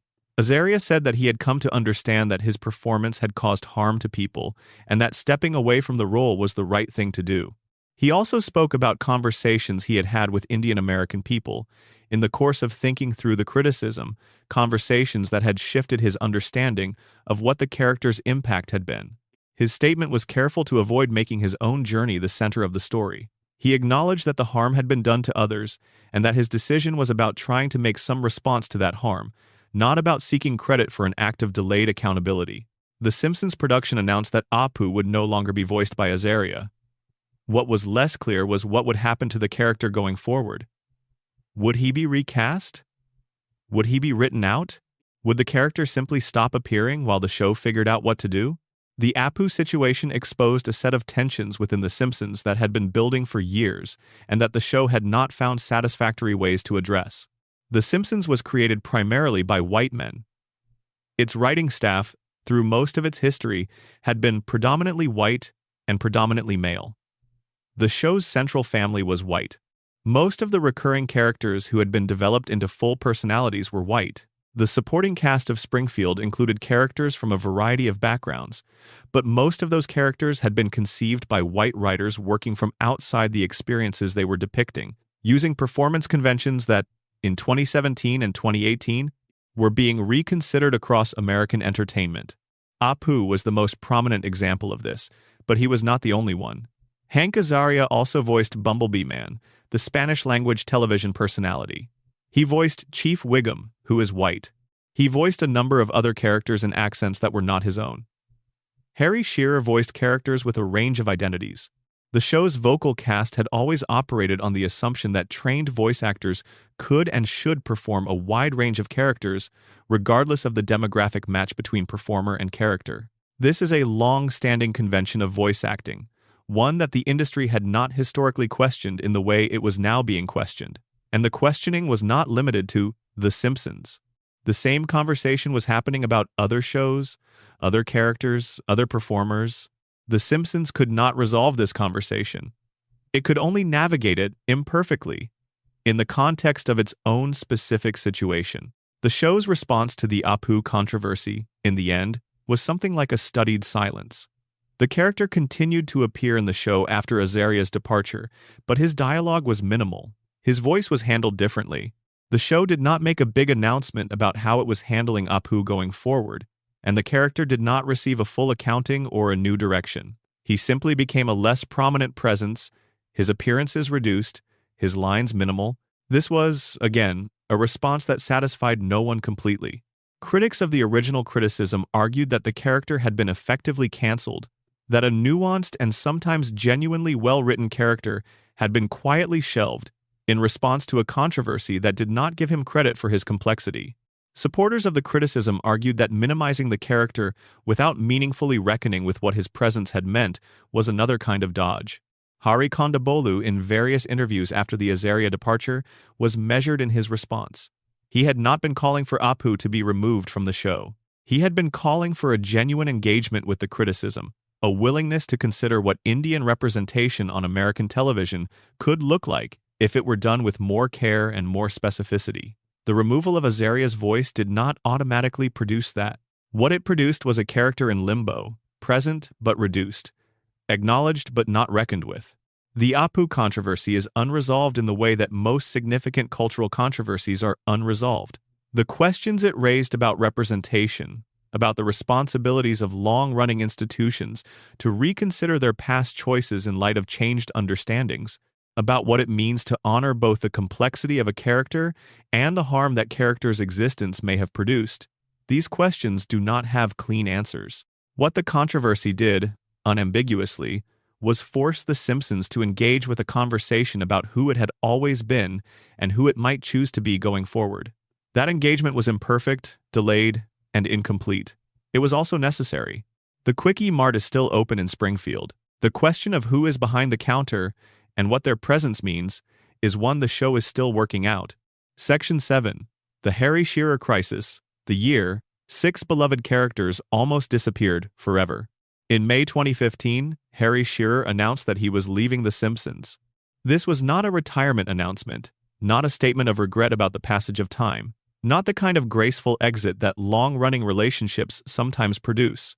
It was a dispute, a contract negotiation that had broken down, a public statement by one of the most integral voices in the history of American animation that he could not reach an agreement with the production and was walking away. The immediate reaction from the fan community was something close to panic. Harry Shearer voices more characters on The Simpsons than any other regular cast member. Not slightly more, significantly more. His roster of principal characters includes Mr. Burns, the elderly nuclear plant owner who runs Springfield's economy and has been alive since the 19th century. It includes Waylon Smithers, Burns's devoted assistant whose loyalty to his employer is the foundation of one of the show's most enduring relationships. It includes Principal Skinner, the Vietnam veteran imposter whose complicated identity was the subject of the show's most controversial continuity episode. It includes Ned Flanders, the devout neighbor whose relentless positivity has been the object of Homer's resentment and occasional fondness for 3 decades. It includes Kent Brockman, Springfield's preening television news anchor. It includes Dr. Hibbert, the family's doctor. It includes Reverend Lovejoy, the minister of Springfield's church. 7 major characters. 7 voices that are integral to the texture of Springfield's life. 7 performances that, in many cases, have been the sole version of those characters that any viewer has ever known. Harry Shearer leaving The Simpsons was not the departure of one actor from an ensemble cast. It was the potential disappearance of a significant portion of Springfield itself. The details of the contract dispute were not fully aired in public, but the outlines became reasonably clear from statements Shearer and others made during the standoff. The central issue, from Shearer's perspective, was the question of creative freedom. Specifically, Shearer wanted the ability to pursue outside projects, other acting work, other voice work, other entertainment endeavors, without those projects being restricted by the terms of his Simpsons contract. The production's position was apparently that certain exclusivity terms were necessary to protect the show's characters and the integrity of the arrangements that had kept the cast together for many years. Shearer characterized his position in public statements as being about the right to work, about the ability of a working actor to take advantage of opportunities that arose, rather than being contractually constrained by a single commitment. He was not asking for more money, he said. He was asking for more freedom. The production's response, also in public statements, was more guarded. Al Jean acknowledged that negotiations had not been successful and expressed hope that a resolution could be found. The Fox network was more forceful, stating at one point that the show would go on without Shearer if necessary. that recasting was possible, and that the show's future was not contingent on any single performer. This last statement was itself a negotiating position, and recognizing it as such does not make it less true as a claim about the show's capacity to survive. But the idea of The Simpsons without Harry Shearer voicing Mr. Burns and Ned Flanders and Principal Skinner was one that the fan community found genuinely difficult to process. The reaction from Simpsons fans to the news of Shearer's potential departure was notable for its intensity and its specificity. Fans were not upset in a general way about losing a cast member. They were upset about losing specific characters, about the prospect of hearing unfamiliar voices come out of faces they had known for 25 years. The idea of someone other than Harry Shearer saying excellent in Mr. Burns's specific register of theatrical villainy, or delivering Ned Flanders' cheerful religiosity in a voice that was not Shearer's, produced responses ranging from dismay to something approaching existential distress.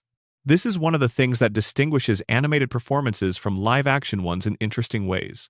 When a live-action show recasts a character, the visual representation changes along with the voice, and the new actor brings their physicality and their presence to bear in ways that can, over time, make the recasting feel natural. In animation, the visual representation is fixed. The character looks the same. And so a different voice coming from the same face has a quality of wrongness that is particularly difficult to accept. The voice is the character, in ways that go beyond what is true in live action. Mr.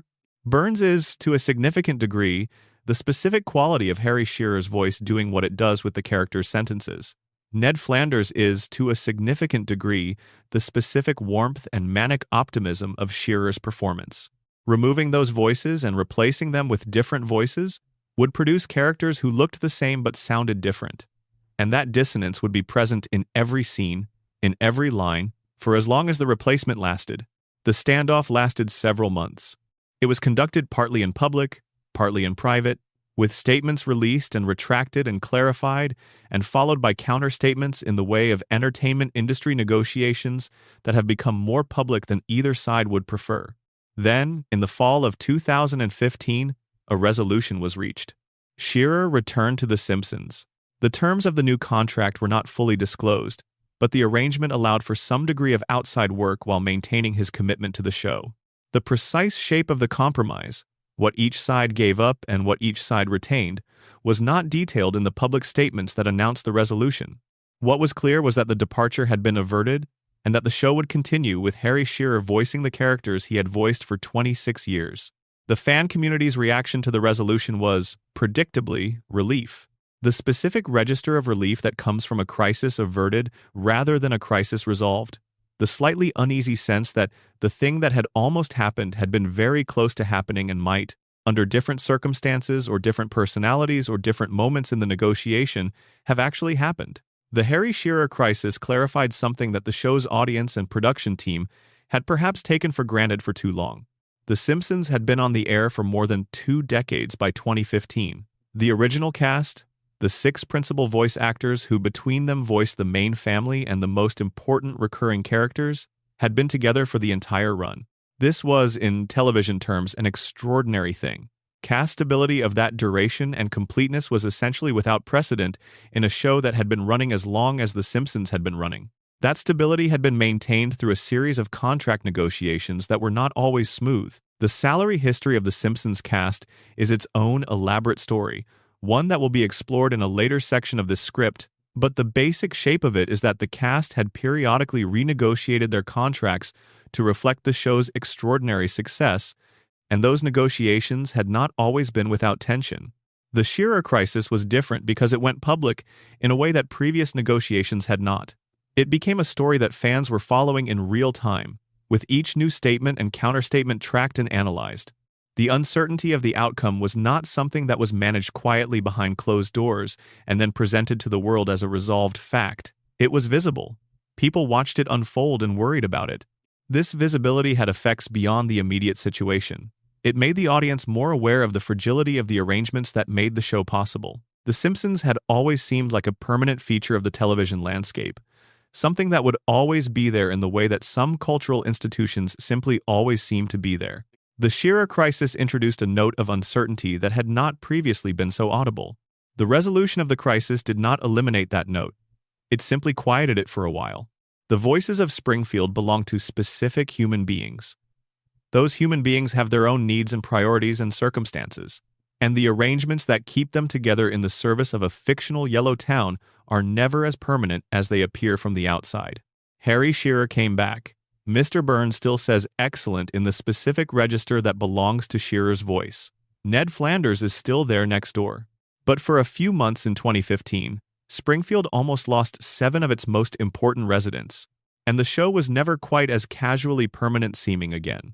Section 8. Homer's Enemy. The episode that almost broke the show's soul. There are episodes of The Simpsons that fans argue about in the way people argue about art that matters.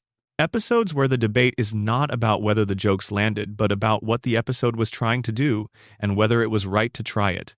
Episodes where the creative choices are interesting enough that people who care about the show feel compelled to stake out positions and defend them. Homer's Enemy from Season 8 is the episode that generates more of that kind of argument than almost any other in the show's history. It aired on the 4th of May, 1997. It was written by John Swartzwelder, one of the show's most celebrated and most idiosyncratic writers, a man whose episodes have a specific quality of comic surrealism that is immediately recognizable as his own. It was directed by Jim Reardon, and it introduced a character named Frank Grimes who was present for exactly 1 episode, and whose presence in that episode created a crisis of meaning that the show is still, in some ways, working through. The premise of Homer's Enemy is simple and, on paper, sounds like it could be the premise of any number of Simpsons episodes. Homer gets a new coworker. The coworker does not like Homer. Comedy ensues. What the episode does with that premise is not simple at all. Frank Grimes, or Grimy as he liked to be called, though nobody called him Grimy, is introduced through a news segment that describes his extraordinary life story. He was abandoned as a child. He grew up in poverty, essentially alone, without support or resources. Through his own effort and determination, he educated himself, earned degrees, developed genuine expertise in his field. He is introduced as an example of the kind of American bootstrap story that is supposed to be celebrated, a man who had nothing and through sheer personal effort made something of himself. He is then placed in an office next to Homer Simpson. The episode proceeds by having Grimes observe Homer's life and becoming increasingly, then desperately, then entirely consumed by the unfairness of it. Homer is incompetent. Homer is irresponsible. Homer causes disasters and walks away from them. Homer has a loving wife and 3 children, owns a house, drives a car, has a stable job, has been to space. Frank Grimes, who has worked enormously hard his entire life, who has actually earned every credential and achievement he possesses, has none of these things. The world has given Homer everything it denied Frank Grimes, and the world's reason for doing so is no reason at all. Homer simply exists in a context where he is never held accountable, where the rules that apply to everyone else do not apply to him, where the consequences that would destroy a real person operating in a real world simply do not come for Homer Simpson. Grimes cannot accept this, and the episode follows his psychological unraveling as he tries and catastrophically fails to make Homer Simpson face the consequences of his own existence. In the episode's climax, Grimes snaps. He begins imitating Homer, acting as Homer acts, doing the careless and dangerous things Homer does, as a way of demonstrating to the people around him how insane it is that Homer is allowed to behave this way. And in his imitation of Homer, Grimes touches live electrical wires that he knows are live because he, unlike Homer, has the expertise to recognize the danger, and he dies. Homer, at Grimes's funeral, falls asleep and begins talking in his sleep about something unrelated. The mourners laugh. The episode ends. The reaction to Homer's Enemy, when it first aired, was divided in ways that have continued to be divided ever since. A significant portion of the audience found it brilliant. The episode was doing something that The Simpsons had never done before and has never done in quite the same way since. It was introducing a character who represented the show's own audience's perspective, the perspective of a person operating under the normal rules of the real world, and placing that person inside the show's universe to test whether those rules apply. They don't. That is the point. The rules that apply to Frank Grimes do not apply to Homer Simpson, because Homer Simpson is a cartoon character in a world that operates by cartoon logic. The suffering that real-world consequences would produce for a real person who behaved as Homer behaves is simply not available in Springfield. Homer is, as the episode makes explicit in its most daring moment, essentially a god in his own universe, someone immune to the consequences that would undo anyone else. This is actually a profound observation about what The Simpsons is and how it works. The show's comedy depends on Homer's invulnerability. It depends on the fact that the world resets after every episode, that the stakes are never actually mortal, that the consequences are always survivable. Frank Grimes is the price that logic would demand Homer pay if the show's world operated honestly. He is the cost of Homer's existence rendered visible, then killed, because acknowledging the cost cannot be allowed to stand within the show's universe. The other portion of the audience, though, found the episode troubling in a different way. The discomfort with Homer's enemy, for those who experienced it as discomfort, centered on what the episode required you to feel about Homer Simpson. For 7 seasons, The Simpsons had asked its audience to love Homer, to love him despite his flaws, because of his flaws, because underneath the flaws there was a man who genuinely loved his family and whose incompetence was the product of forces beyond his control. The show had cultivated enormous affection for Homer, and that affection was built on the understanding that Homer, whatever his shortcomings, was the good guy. He was the one you were rooting for. Homer's enemy makes you see Homer through Frank Grimes's eyes. And through Frank Grimes's eyes, Homer is monstrous. He is a man who has taken everything that life has to offer and contributed nothing in return, who has absorbed the luck and resources and affection of the world around him without earning any of it. He is not lovable through Grimes's eyes. He is an obscenity, an offense against the idea that effort and character should matter. The show does not resolve this tension. It cannot resolve this tension, because resolving it would require either condemning Homer, which would destroy the show's emotional foundation, or vindicating Homer, which would require the episode to engage in a kind of motivated reasoning that would undermine the point of Grimes's existence. Instead, it kills Grimes. It removes the perspective that makes Homer visible as a problem, and it replaces it with the perspective of the people laughing at Grimes's funeral, which is Homer's perspective, which is the show's default perspective. The episode essentially admits that it cannot allow Frank Grimes to be right and continue being The Simpsons, so it kills him. The meta-dimension of what Homer's enemy was doing created a debate about whether the episode was the show's greatest achievement or the beginning of its decline. The case for greatest achievement goes something like this. The Simpsons, at its peak, was a show that was willing to interrogate its own premises. Homer's enemy is the fullest expression of that willingness. It takes the foundational premise of the show, the lovable, incompetent patriarch who survives everything, and submits it to genuine scrutiny. It does not flinch from the conclusion that scrutiny produces, and it uses the killing of Grimes as a structural statement about the nature of the show's universe that is more honest and more interesting than 1,000 episodes of comfortable comedy could be. The case for beginning of decline goes something like this. Homer's enemy represents the show becoming self-aware in a way that is corrosive to the emotional connection that made it great. The show's power came from its ability to make you feel things for these characters, to make Homer's triumphs meaningful and his failures sympathetic. Making Homer monstrous through Grimes's eyes, even temporarily, breaks something in that emotional connection. And the episode's refusal to resolve the tension it creates, its insistence on ending with Homer asleep at Grimes's funeral while everyone laughs, is a kind of nihilism that is at odds with what made the show worth watching in the first place. Both of these arguments have genuine force. The episode itself seems aware of both of them, which may be why it remains so productive of argument.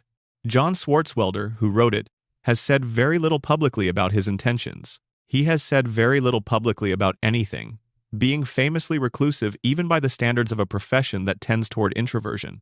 But the episode he wrote is one of those pieces of work that continues to generate conversation because it is asking real questions about what a long-running comedy owes its audience and what it owes itself. The controversy Homer's enemy generated within the production itself was also significant. Some writers who worked on the show during this period have spoken about the episode as a line that was crossed, a moment where the show's relationship with its own central character was put in jeopardy in ways that had lasting effects. The argument is that something about the willingness to make Homer genuinely unsympathetic in this episode, even momentarily, shifted what was permissible in subsequent seasons, and that later episodes pushed Homer's behavior toward cruelty and stupidity in ways that the pre-Grimes Simpsons would not have done. This argument is connected to a broader critique of the show's direction in its later seasons, the observation that Homer became increasingly buffoonish and occasionally mean-spirited, that the warmth underneath the chaos that had defined the character in the early seasons became harder to locate. Whether Homer's enemy directly caused this shift or simply reflected a tendency that was already present is impossible to determine with certainty. But the episode is frequently cited in these discussions as a turning point. The counter-argument is that the show's later characterization of Homer is not the fault of a single episode, however daring that episode's choices were.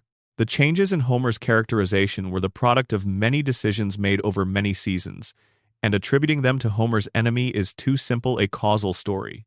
What is clear is that Homer's enemy asked a question the show had never asked before. That question, once asked, could not be entirely unasked, and the show has been living with the consequences of asking it, in one form or another, ever since. Frank Grimes was in Springfield for one episode. He left the way Springfield always disposes of things it cannot accommodate, suddenly and completely. But the question he raised about the price of Homer's existence, about what the cartoon immunity that keeps the show going costs in terms of real-world logic, is still there. Grimey deserved better. The show knew it, and it killed him anyway. Section 9. The Simpsons movie decade 10 years of promises, fights, and near collapses.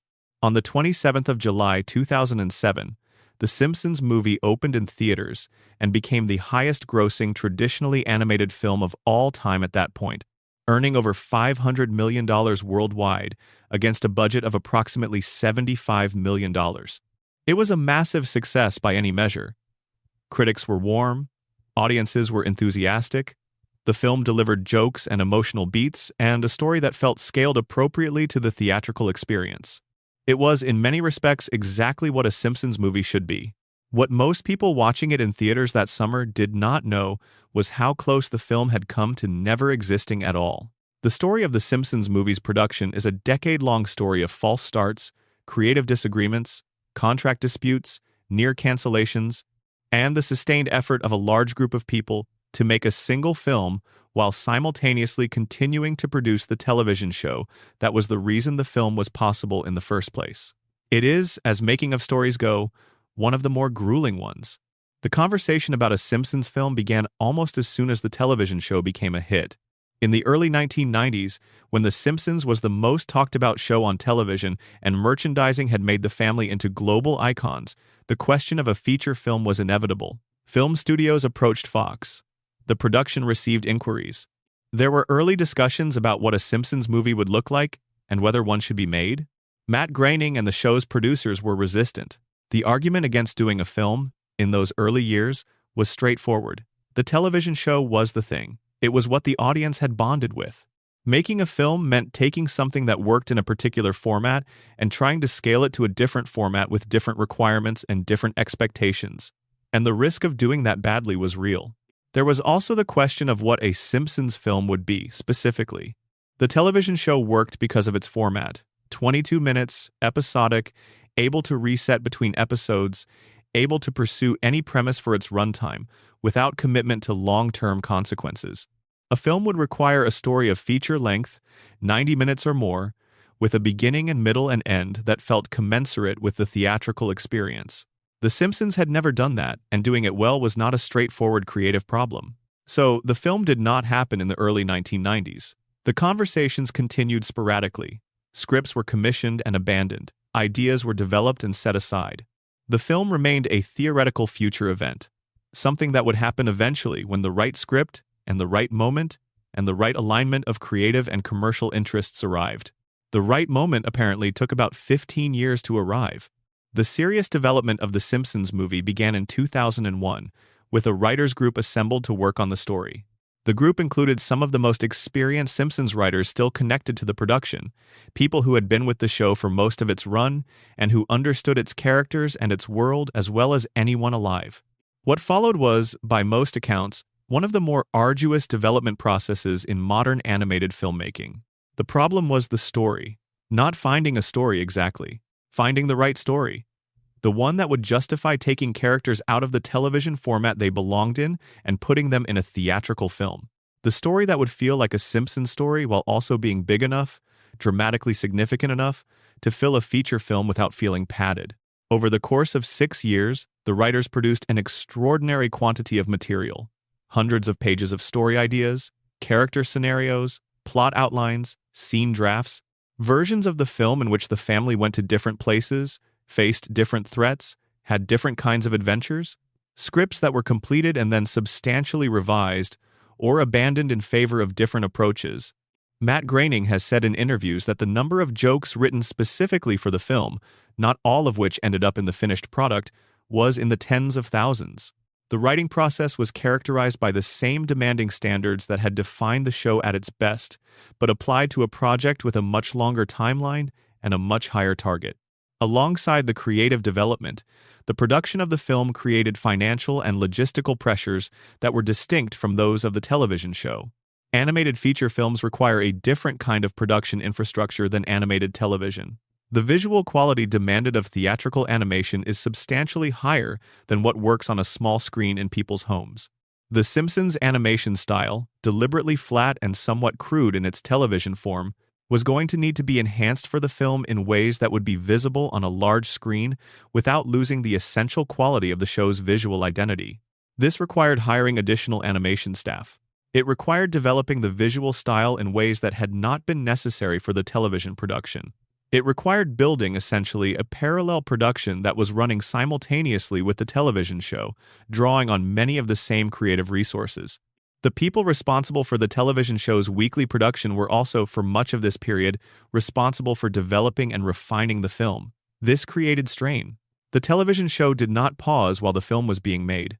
It continued to produce 20-some episodes per season, on the same schedule it had always operated on, while the people making it were also trying to make a feature film.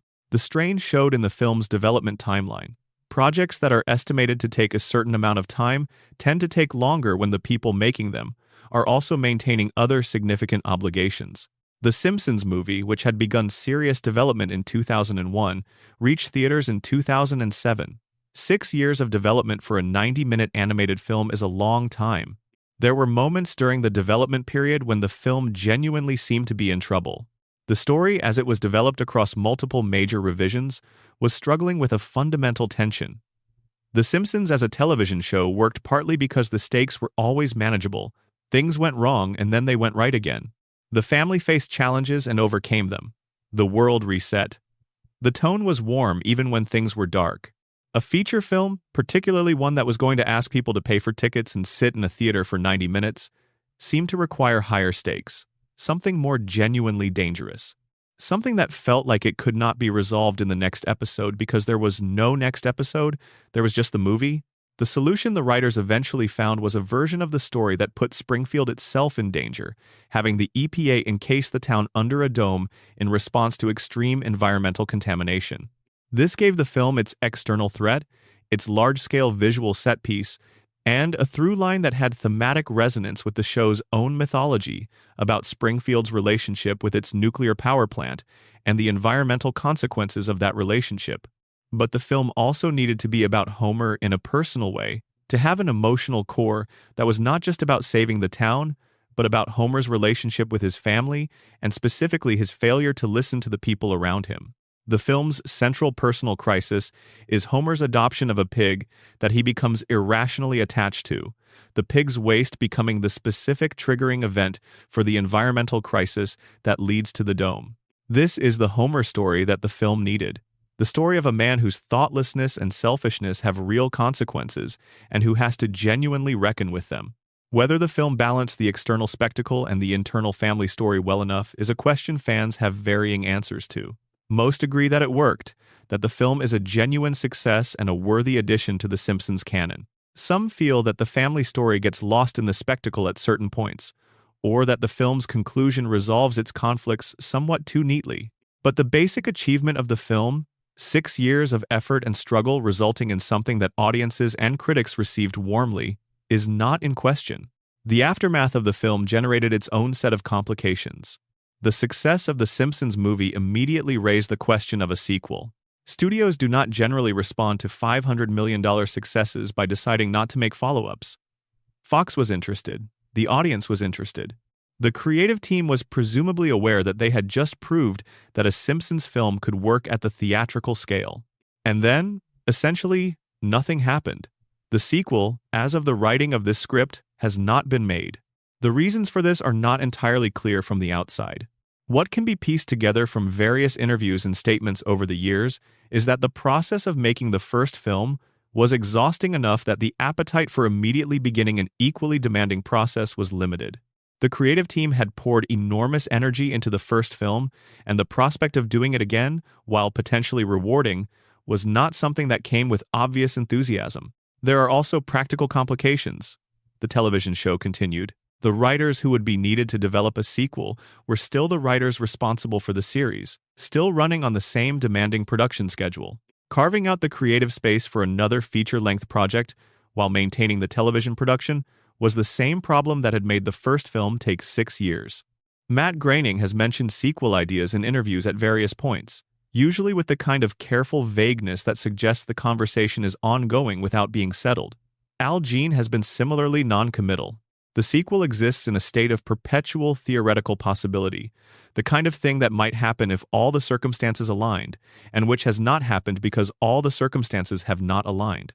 The Simpsons movie remains singular, the film that took a decade to make and then a decade and more to not be followed up. The film's production history is also a story about what happens to creative institutions when they try to expand beyond the format in which they were created. The Simpsons was a television show. Everything about it was built for television. The rhythm of the jokes, the pacing of the stories, the relationship between the audience and the characters, all of it was calibrated for a 22-minute experience watched on a relatively small screen in a domestic setting. The television format was not a limitation that the show worked within. It was a form that the show had mastered so completely that the show and the form had become inseparable.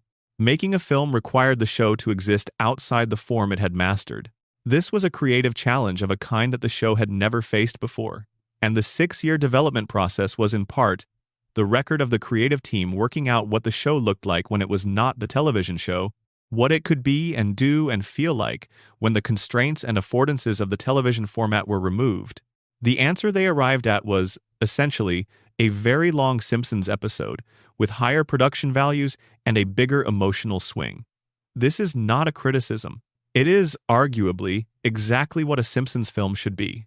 The film was not trying to be something other than The Simpsons. It was trying to be The Simpsons at a different scale. Whether that scale produced something new or simply enlarged something familiar is a question about what The Simpsons is trying to be at any given moment. The movie decade, with its struggles and near collapses and eventual triumph, is a chapter in the show's history that reveals something about the cost of ambition, when ambition is applied to something that was already, in its own domain, perfect. The Simpsons was perfect television. Becoming a perfect film required 10 years of not quite knowing how. Section 10. The salary wars, the contract battles that nearly canceled Springfield. Money is the thing that most entertainment reporting leaves vague. The deals get described in large, round numbers and superlatives. Record-setting, historic, unprecedented. The specific texture of how those numbers were arrived at, the arguments and standoffs and brinkmanship that produced them, tends to stay in the rooms where the negotiations happened. The salary history of The Simpsons is an exception. The contract negotiations that the show's principal cast conducted with Fox over the course of 3.5 decades are among the most documented and most publicly visible in American television history. They were conducted at several key points, partly in the press, with both sides making statements that were simultaneously genuine positions and negotiating tactics, and the result is a record of how a group of voice actors went from modest television salaries to extraordinary wealth, and how several times along the way, the negotiation threatened to end the show entirely. In 1989, when The Simpsons began, the voice cast was paid modestly. This is not surprising. The show was new. The network was unproven.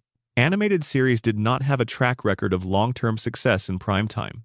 The contracts were structured accordingly, in ways that made sense for what The Simpsons appeared to be at the time, which was a promising experiment on a young network. Dan Castellaneta, Julie Kavner, Nancy Cartwright, Yeardley Smith, Hank Azaria, and Harry Shearer were all paid per-episode fees that reflected the show's standing as a modest television production rather than the cultural institution it would become.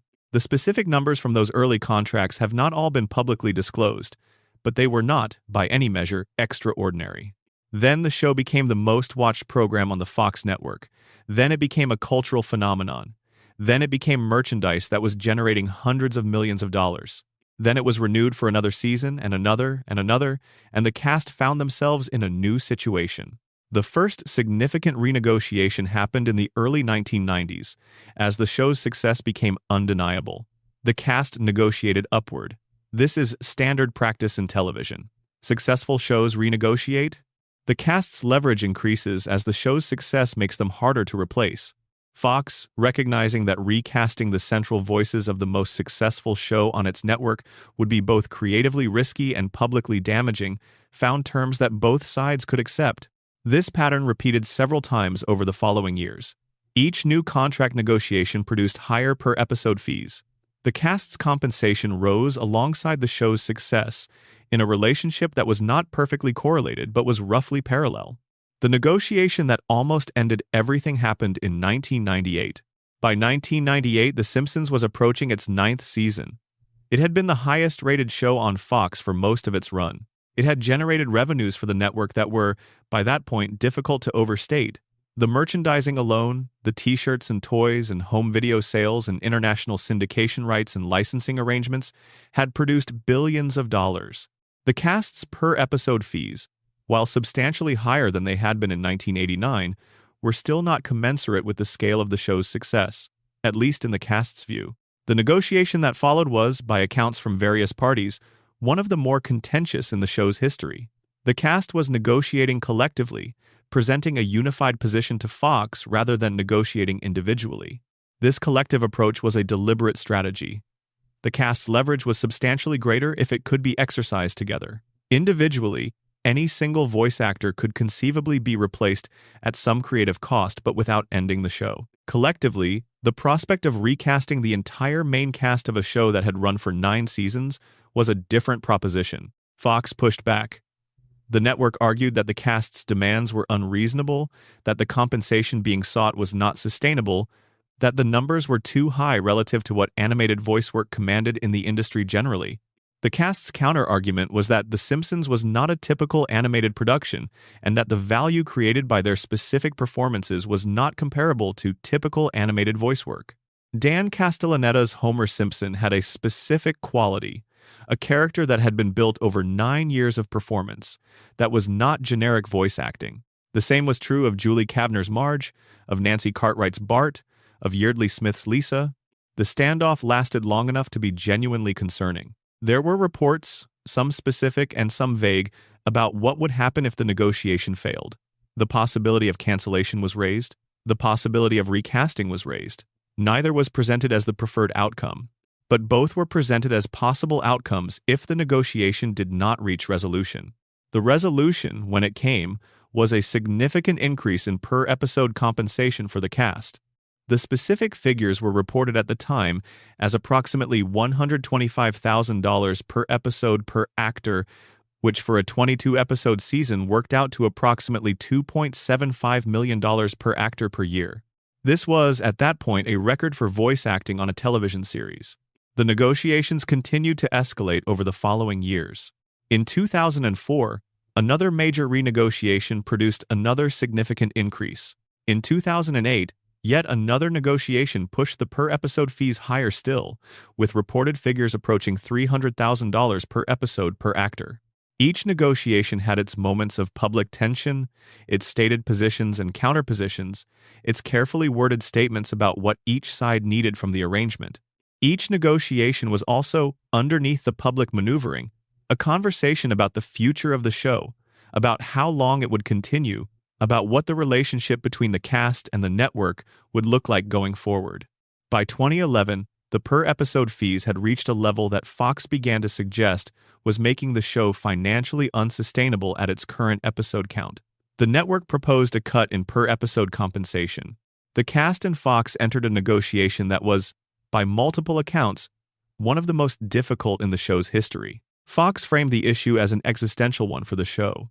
The cost of production, driven in substantial part by the cast's compensation, had reached a level that made the show's continued operation, on its current terms, financially questionable. A reduction in per-episode fees was necessary, Fox argued, for the show to continue. The cast pushed back. Their argument was that they had already accepted significant increases over many years precisely because the show was generating the revenues that made such increases possible. Asking them to take a reduction in compensation for a show that remained one of the most profitable in television history was a different kind of request.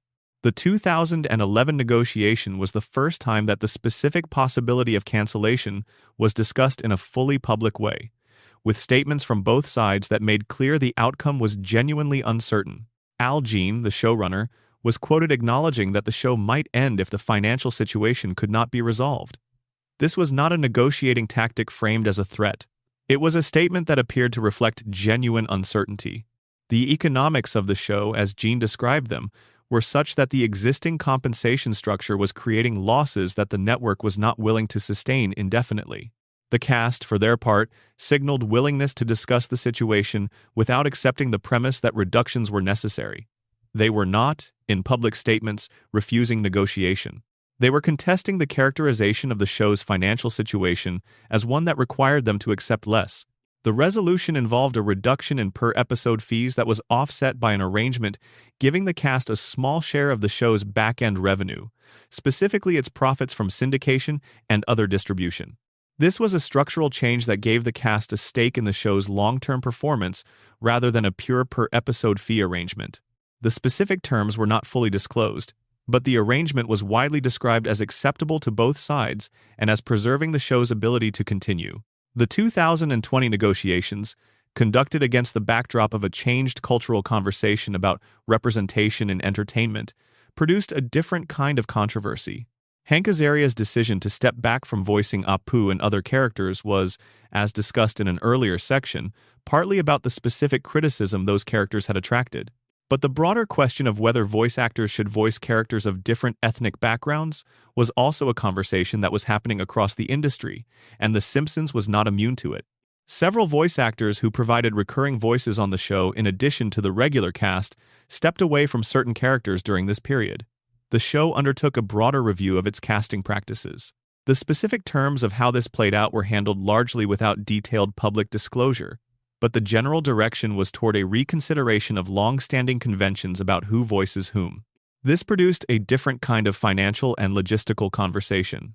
Bringing in new voice actors for characters that had been voiced by existing cast members meant additional casting, additional recording, additional costs. It also meant renegotiating the specific scope of what existing cast members were contracted to do, since the roster of characters they voiced was changing. The salary history of The Simpsons is, in miniature, the history of American entertainment economics over 3.5 decades. In 1989, voice acting on a primetime animated series was not considered premium work. The cast was paid accordingly. By 2008, the principal cast of The Simpsons was the highest paid regular cast in American television, period. Not highest paid in animation, highest paid in television, full stop. $250,000 to $300,000 per episode, per actor, for work that did not require location shoots or elaborate costumes or extended production days. The trajectory of those numbers reflects the show's success, but it also reflects something about the nature of performance and value in entertainment. The argument the cast made, repeatedly and with considerable success, was that their specific performances were not interchangeable with other voice performances. They were not generic. They were the characters. And the characters were, literally, the show. When Fox argued that the compensation was unsustainable, they were making a financial argument. When the cast argued that the compensation was fair, they were making a value argument. The tension between those two arguments drove the negotiations that shaped the show's financial history. The compromise positions that resolved those negotiations, the back-end participation, the adjusted fee structures, the various arrangements that allowed the show to continue, were not elegant. They were the product of hard bargaining between parties who had genuinely competing interests and who knew that the alternative to agreement was the end of something that had generated enormous value for everyone involved. Springfield has survived every one of those negotiations. The characters who live there have kept their voices, even as the terms under which those voices perform have changed. But the salary wars are a reminder that the town which exists in a television set, frozen in time and immune to consequence, is produced by people who live in the real world and who have the same needs and stakes and pressures as anyone else. The characters never age. The contracts always expire. Coda. Why Springfield endures. We have spent this entire conversation in the dark corners of a show that most people experience as comfort. The production crises that nearly killed it before it aired. The moral panic that nearly suffocated it in its infancy. The secret guest appearance that became an ethical crisis decades later. The writer's room that produced genius and then dispersed. The death that took 6 voices from a show that lived by its voices. The character that became a flashpoint for a conversation the show was not prepared to have. The contract standoff that almost silenced the most distinctive voice in Springfield. The episode that put the show's own soul on trial. The decade of effort to make a film that everyone agreed should exist and no one quite knew how to make. The salary negotiations that reminded everyone that the eternally present family on the couch is the product of very mortal economic arrangements. All of these things are real. All of them happened. All of them threatened. At some point or another, the continued existence of the show you can find on any streaming service at any hour of the day or night. The show that has been there longer than most of its current audience has been alive. And through all of them, the family on the couch kept sitting there. Homer kept getting up for work at the power plant. Marge kept holding things together with the specific patient competence that is the show's most honest portrait of what keeping a family functional actually requires. Bart kept doing whatever Bart does. Lisa kept playing her saxophone in her room. Maggie kept watching and waiting. The controversies that almost ended The Simpsons are also the story of how it survived. Every crisis that threatened the show also, in some way, defined it. The moral panic made it famous. The Conan era made it legendary. The Hartman tragedy made it irreplaceable. The Apu controversy made it reckon with itself. The Shearer standoff reminded everyone what was at stake. Homer's enemy made it honest. The movie proved it could be more than itself. The salary wars proved that the people who made it valued what they had made. The Simpsons has been threatened from the outside and from the inside, by critics and by economics and by the ordinary human difficulties of working with other people under pressure for a very long time. It has been threatened by changing culture and changing tastes, and the simple fact that sustaining creative excellence across 36 seasons is a task that no institution has ever fully accomplished, and it would be remarkable and strange to expect this one to be the exception. But it is still there, still on the air, still generating new episodes and new conversations and new moments that make people who have been watching for decades sit up a little straighter and think, yes, this is the show I remember. The house on Evergreen Terrace is still standing. The lights are still on. The television is still playing. And somewhere in a hospital bed, or under the shadow of a cracked cooling tower, or in the mind of a man who dreamed a town because he needed somewhere safe to put his family, The Simpsons are still exactly who they always were. The show that almost ended, over and over, never did. Maybe that's the mystery. Maybe that's the whole point. Or maybe it's simpler than any theory can capture. Maybe the show endures because the thing at the center of it, underneath all the controversies and the contracts and the creative crises, is a story about a family that loves each other in ways that are real and complicated and ongoing. And we cannot let that go. Not yet. Not while the couch gag is still playing. Not while Springfield is still here. Thank you for spending this time in Springfield. If you made it all the way through, that's something. If you fell asleep somewhere in the middle, that's exactly what this was made for. Either way, you're welcome back anytime. The Simpsons will still be there when you wake up. They always are. Bonus Section 1. The Springfield Files Incident, when the X-Files nearly sued The Simpsons into oblivion. There is a category of Simpsons controversy that is smaller than the existential ones, smaller than the moral panics and the salary wars, and the deaths that reshuffled the show's future. These are the controversies that unfolded in conference rooms and through legal correspondence rather than in the press, the disputes about intellectual property and creative borrowing, and the question of where parody ends and infringement begins. They are less dramatic in their telling than the stories of cultural standoffs with the president or the near departure of beloved cast members. But they illuminate something specific about how the show operated, how the people who made it thought about their relationship to the culture they were drawing from, and how the culture sometimes pushed back. The most instructive of these smaller controversies involves an episode that many fans consider one of the finest in the show's history, the Season 8 episode called The Springfield Files. The Springfield Files aired the 12th of January 1997. Its premise was a direct, sustained, and lovingly executed parody of The X-Files, which at that moment was the most culturally dominant drama on American television. The X-Files had premiered in 1993 and by 1996 had become a genuine phenomenon, generating a level of devoted audience engagement that was unusual even by the standards of shows that attracted devoted audiences. Its central premise, two FBI agents investigating paranormal phenomena, its specific visual and tonal register, the long shadows and the murky government conspiracies, and the carefully maintained ambiguity about whether the supernatural events being depicted were real, all of these were deeply embedded in the public consciousness by the time The Simpsons decided to use them. The Springfield Files brought Mulder and Scully, voiced by David Duchovny and Gillian Anderson themselves, to Springfield to investigate Homer's claim that he had seen an alien in the woods. It reproduced the visual grammar of The X-Files with a specificity that went well beyond casual illusion. The lighting, the framing, the musical cues, the documentary seriousness of the investigation, all of it was a direct and precise replication of the source material's aesthetic, applied to the context of Homer Simpson wandering drunkenly through the woods after a night at Moe's. The question of whether this constituted infringement or parody was one that Fox, which at that point owned both The Simpsons and The X-Files, had to consider carefully. The Simpsons was on Fox. The X-Files was on Fox. In one sense, this made the situation cleaner than it would have been if the two shows had been on competing networks. The same corporate parent had an interest in both properties, and corporate parents generally prefer to resolve disputes about their own properties internally, rather than through litigation. But the interests at stake were not identical even within the same corporate structure. The X-Files had its own production team, its own creative leadership in Chris Carter, its own sense of its identity and its brand, and its relationship with its audience. The specific and meticulous tone of The X-Files was something Carter and his team had spent years developing and protecting. Having that tone reproduced, however affectionately, in a comedy context that was explicitly mocking it, raised questions about how that reproduction affected the original.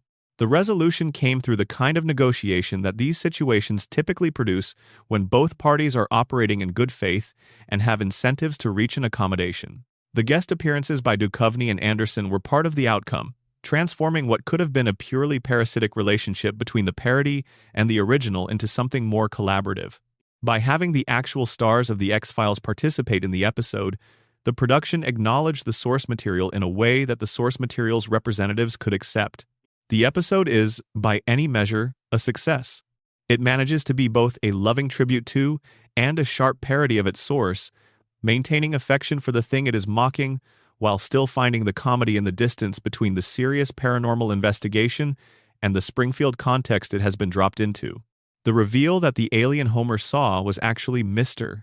Burns emerging from his weekly medical treatment, glowing green from the radiation therapy that keeps him alive, is one of the more elegant narrative payoffs in the show's run.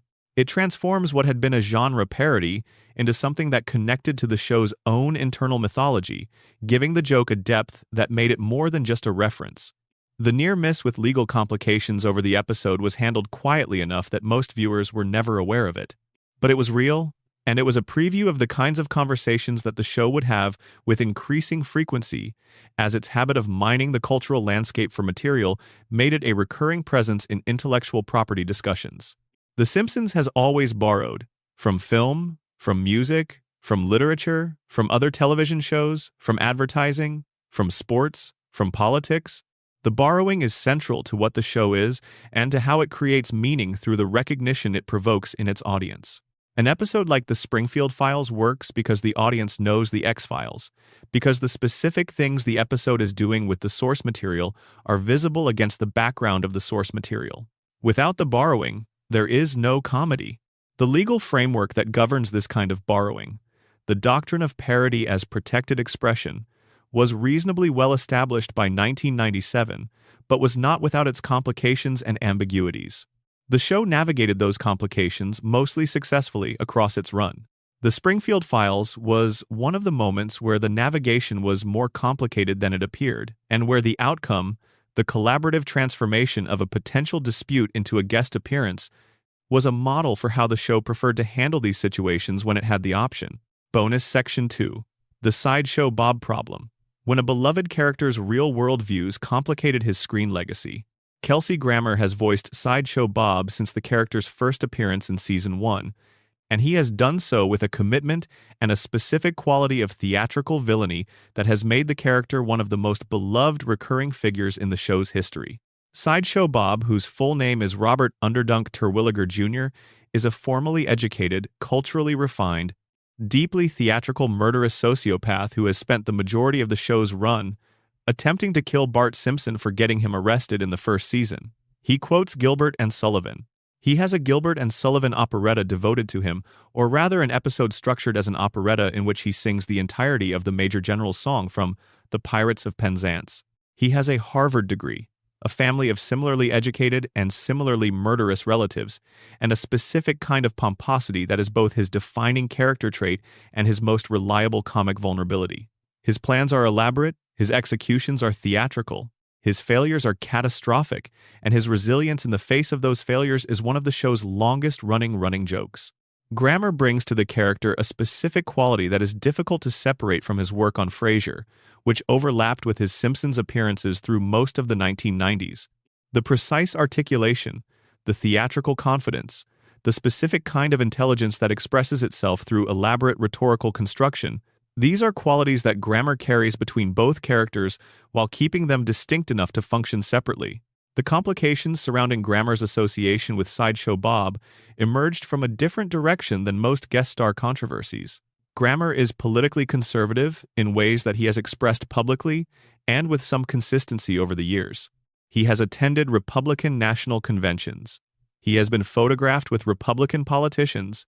He has made statements about his political beliefs that placed him to the right of most of the entertainment industry and, specifically, to the right of most of the people who write and produce The Simpsons, which has historically leaned in the opposite direction. This created, for some portion of the fan community, a dissonance that they found varying degrees of difficult. Sideshow Bob, the character, has at various points been used by the show as a vehicle for conservative politics, most memorably in an episode where he runs for mayor of Springfield on a Republican platform and wins through election fraud. The episode uses Bob's conservatism as part of the joke, part of the characterization of Bob as someone whose elevated self-regard is not matched by his actual ethical standards. But the voice doing the conservatism was also a voice belonging to someone who actually held conservative views, which created a kind of layering that the audience was not always sure how to read. Grammer has been, in public statements about the situation, largely unbothered by the complexity. He has said in interviews that he considers himself capable of separating his personal political beliefs from the characters he plays, that being a conservative who voices a conservative villain on a show with a liberal sensibility is not a contradiction that he finds troubling, and that the show's treatment of Bob has always been generous enough in its characterization of the character's intelligence and cultural refinement that he has never felt his voice was being used against his own values, in a way that required a response. The show, for its part, has continued to use Bob when it finds the right story for him, and the appearances have not diminished in quality as the political context has grown more charged. The Sideshow Bob episodes tend to be among the better efforts of whatever season contains them, drawing on Grammer's theatrical commitment to the character, and on the writer's appreciation for the specific kind of operatic villainy that Bob represents. The controversy around Grammer's real-world views and his association with the character is one of those situations that has no clean resolution because it does not present a problem that has a clean solution. It presents a tension between a performer's personal beliefs and the character he voices that each viewer resolves in their own way. Some viewers find the tension irrelevant. Some find it enriching, a complexity that makes the character more interesting to think about. Some find it uncomfortable in ways that affect their enjoyment of the episodes. The show's response, which is to continue making good Sideshow Bob episodes with Kelsey Grammer's voice, is probably the most defensible position available to it, particularly given that Grammer's political views have not been shown to have affected the quality of his performance in ways that would justify a different approach. Sideshow Bob is still out there, plotting. His plans are still elaborate, and his executions are still theatrical, and his failures are still catastrophic in the specific way that makes them funny rather than simply sad. Grammer still voices him with the commitment that has always made the character work. The tension is still there, and the show is still the show. Bonus Section 3. The 30-season question: can a show run too long? And does it matter? There is a conversation about The Simpsons that has been happening in various forms and with various degrees of intensity since approximately the mid-1990s. The conversation is about quality, about longevity, about whether a show that continues to be produced long after its creative peak is still the same show in any meaningful sense, and whether the continued existence of a diminished version of something great is preferable to that something great simply having ended. This conversation is not, strictly speaking, about a single controversy. It is about a sustained condition, the condition of being a show that has outlasted its golden era and that continues to divide its audience between people who find value in what it still is and people who mourn what it once was and resent the current version for existing in the space that the better version occupied. The debate is real, and it is worth taking seriously, partly because it is about something genuine, and partly because it reveals a great deal about how audiences relate to long-running entertainment properties and what they expect from them. The case for the show having gone on too long is stated most simply by the observation that the critical consensus about the show's quality follows a clear trajectory. The early seasons, roughly 2 through 8, are almost universally regarded as among the best work ever produced in the medium of American television comedy.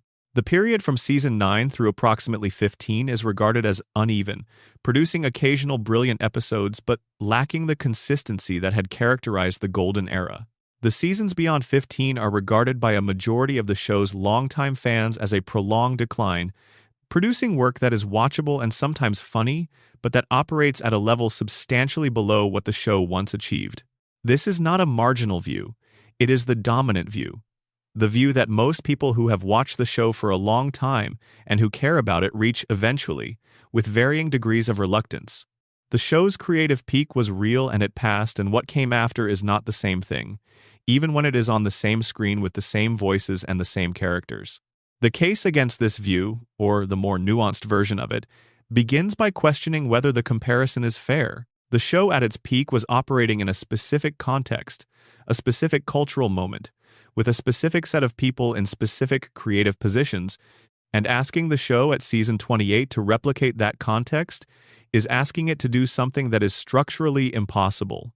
The Golden Era was a specific event in the history of the show and in the history of American television comedy, and comparing everything that came after to it is a way of ensuring that everything that came after will be found wanting. That comparison is only meaningful if it leads somewhere, if it produces an insight about what the show could do differently or what the audience could look for that the comparison-based framework would not produce. There is also the question of the audience. The Simpsons, in its later seasons, is watched weekly by millions of people. Not the 13 or 20 million who watched the Golden Era episodes, but several million nonetheless. These viewers are not watching out of inertia or habit alone.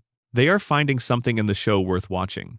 The question of whether what they are finding is as good as what the earlier audience found is a real question, but it is a different question from whether the show has value for the people currently watching it.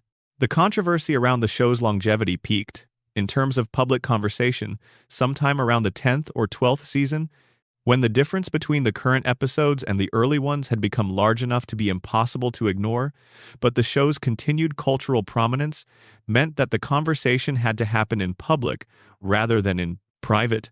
The phrase "The Simpsons jumped, the shark entered" the language, and for a period in the late 1990s and early 2000s, the declining quality of The Simpsons was a standard reference point in conversations about how long television shows should run. Matt Groening has responded to these criticisms in various ways at various times. He has defended the show's later seasons. He has acknowledged that the Golden Era was something special. He has noted that different viewers come to the show at different times in their lives, and that the episode that functions as someone's personal introduction to the show is often the episode they love most, regardless of its position in the critical consensus about the show's quality. This last observation is genuinely interesting and has a real effect on how people experience the controversy about the show's longevity. Someone who came to The Simpsons for the first time at age 12 in 2003 has a relationship with the season 14 episodes that is not governed by the comparison to season 4. For them, the season 14 episodes are the show. The comparison to an earlier version they did not experience in the same way is an abstraction rather than a lived loss. The show's awareness of the controversy about its own quality is itself visible in the show, which has over the years made various self-referential gestures toward the conversation about whether it has declined. Some of these gestures are defiant, some are self-deprecating, some seem genuinely uncertain about the answer. The show knows the conversation is happening, and it does not always know what to do with that knowledge. What the controversy about longevity has not produced is any resolution about when a show should end. The Simpsons has not provided a model for the right length of a run because it has not ended. It continues, and the conversation about whether it should continues alongside it, and neither conversation has a visible conclusion point. Perhaps the most honest thing that can be said about the show's longevity is that it is both a problem and an achievement, simultaneously. A problem because the gap between what the show once was and what it currently is has been visible for a long time and does a disservice to the memory of the golden era. An achievement because sustaining something at any level, across 36 years and 800 episodes, is itself a kind of feat that deserves to be acknowledged even while the quality of what is being sustained is contested.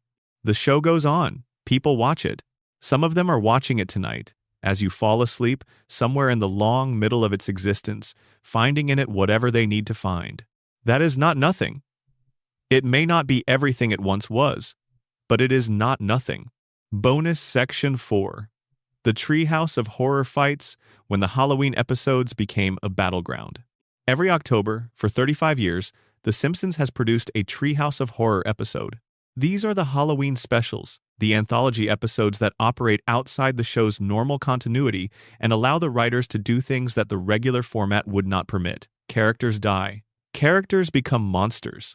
Characters are subjected to parodies of horror films and science fiction stories and supernatural premises that the regular show could not accommodate. The Treehouse of Horror episodes have, over the show's run, accumulated their own critical history, their own canonical rankings, their own internal debates about which segments work and which do not.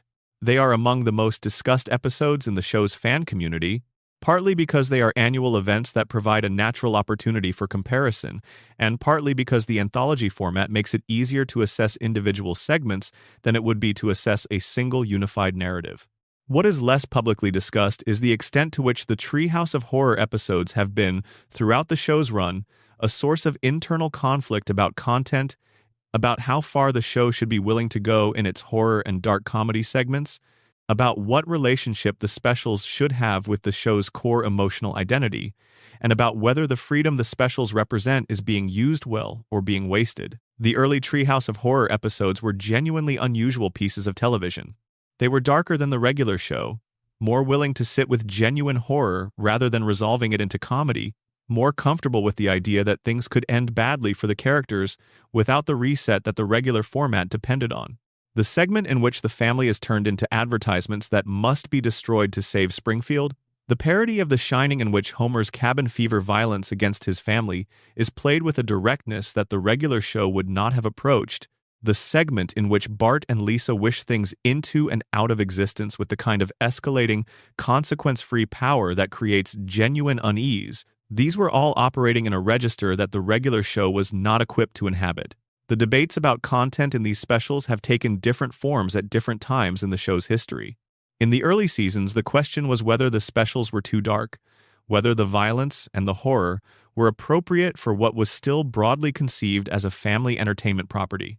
In later seasons, the question inverted, with critics and fans arguing that the specials had become too safe, too reliant on parody without the genuine horror that had made the early ones memorable, too content to reference the genre without inhabiting it.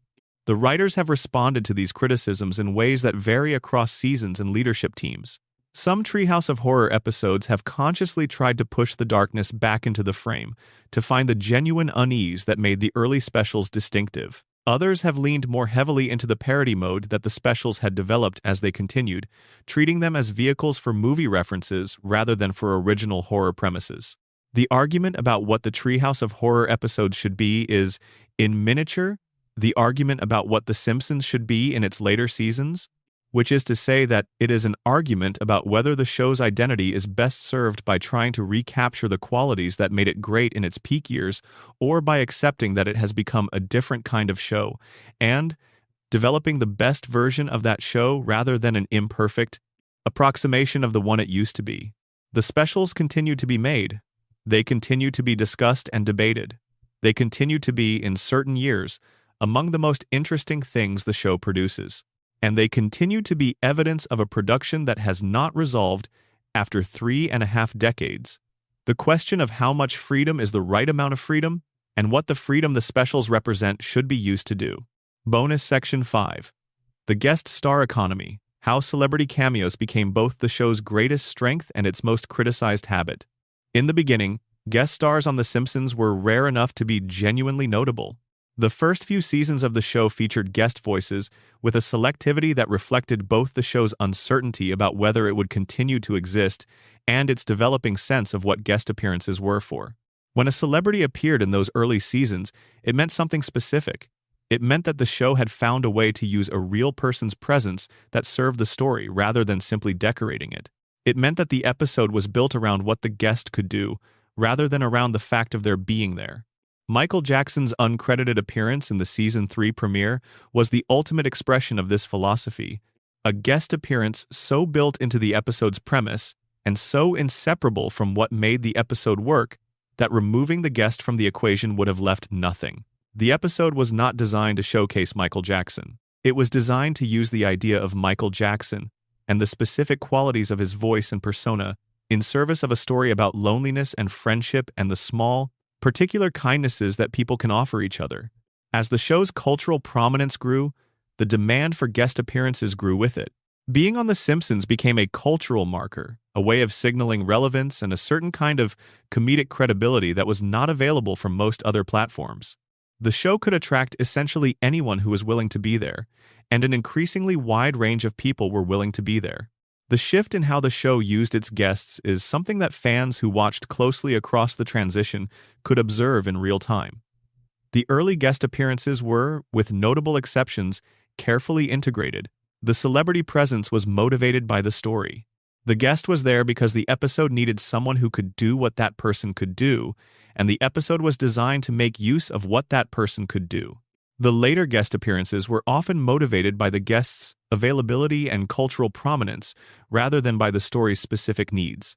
The episode would be built around the fact of the guest's presence rather than the episode's logic generating a need for that specific person. The celebrity would appear, perform a version of their public persona, deliver lines that reference their real-world identity, and depart. The episode was enriched, in a surface sense, by the presence of a recognizable name, but the connection between the guest's presence and the episode's story was often thinner than it had been in the show's peak years. This shift was noticed and critiqued by fans and critics starting in the late 1990s and becoming a consistent thread in discussions of the show's changing quality in the 2000s. The criticism was specific. The show was using its access to celebrities as a substitute for the harder creative work of building episodes that would work on their own terms, regardless of who appeared in them. The defense of the later guest appearances has generally focused on individual examples that demonstrate genuine integration, specific guests who were used well in specific episodes, rather than on a general argument that the approach to guest casting remained as selective as it had been.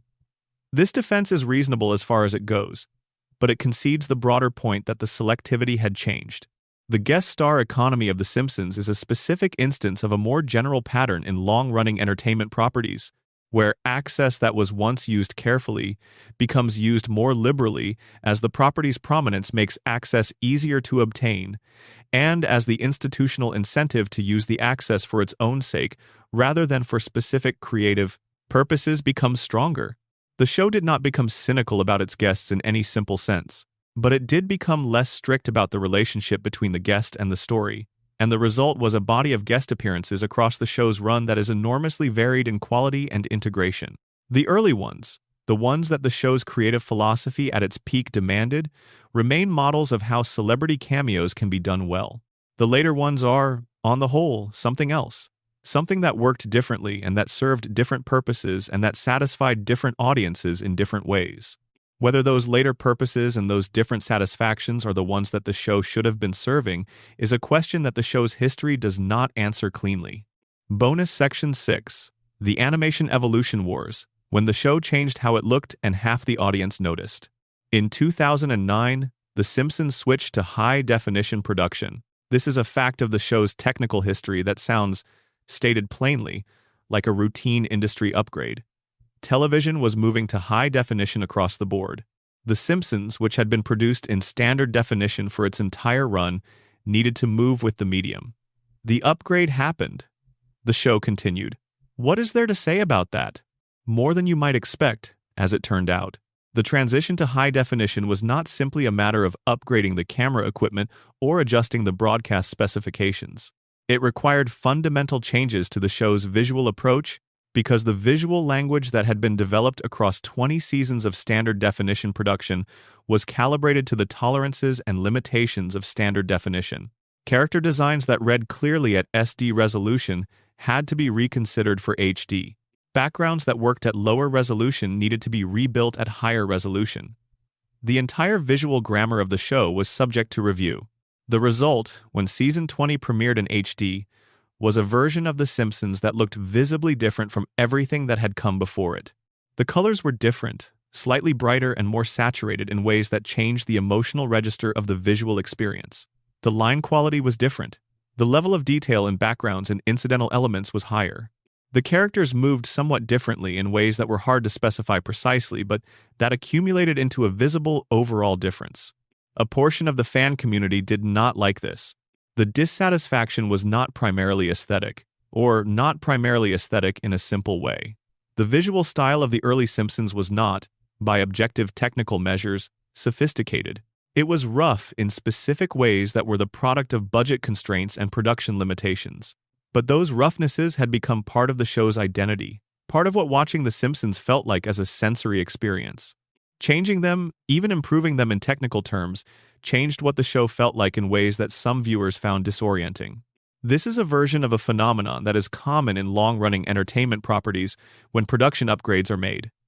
The technical improvement is genuine. The improved version is more precise, cleaner, more polished, and a portion of the audience experiences the improvement as a loss, because what is lost in the cleaning up process is some of the specific texture that made the original version feel like itself. The HD transition was also, for some viewers, a marker in the ongoing conversation about the show's quality. The point at which the show changed how it looked was close enough in time to the period in which the consensus about the show's creative decline had become well established, that the visual change became associated with the creative change, whether or not the two were actually connected. The show looked different from the point at which it had already, in many fans' assessment, stopped being the same show creatively. The visual change gave the felt change a visible anchor. The production has, in the years since the HD transition, also made significant upgrades to its digital animation pipeline, moving further away from the hand-drawn quality that characterized the early seasons and toward a cleaner, more precisely controlled digital aesthetic. Each of these upgrades has renewed, in a smaller way, the conversation about what the show looks like and what its visual identity means. The show as it exists today looks substantially different from the show that premiered in 1989. This is partly the natural result of 3.5 decades of technical development and industry change. It is also the result of specific decisions made at specific points about what the show should look like going forward. Those decisions were made with reasons, and the reasons were not bad ones. But the accumulated effect of those decisions is a visual identity that bears a family resemblance to the early show without being continuous with it in the way that the voice performances are continuous. When you watch a current episode and then watch an episode from Season 4, the voices sound the same. The characters sound like themselves. The visual experience is different in ways that remind you, if you needed reminding, that what you are watching is a show that has been going for 36 years, and that 36 years of change have accumulated in its visual fabric even when they have not accumulated in its voices. This is not a tragedy. It is simply a fact about what it means for something to continue for a very long time. Bonus Section 7. The Springfield Tire Fire, the environmental gag that became uncomfortably real. There has been a tire fire burning in Springfield since approximately the 3rd season. This is a background detail, a piece of visual shorthand that the show uses to represent Springfield's particular relationship to industrial waste and environmental disregard. The tire fire is there in establishing shots. It is visible from various locations around town.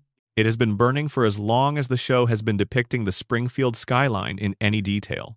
It is also, taken at face value, a fairly specific environmental horror. A tire fire is not a benign thing. Burning tires produce toxic smoke that contains a specific array of harmful compounds, polyaromatic hydrocarbons and benzene and heavy metals, that are genuinely dangerous to breathe.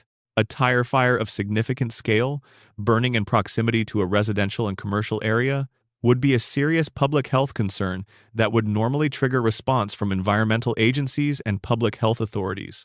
In Springfield, the tire fire is just there. It is part of the landscape.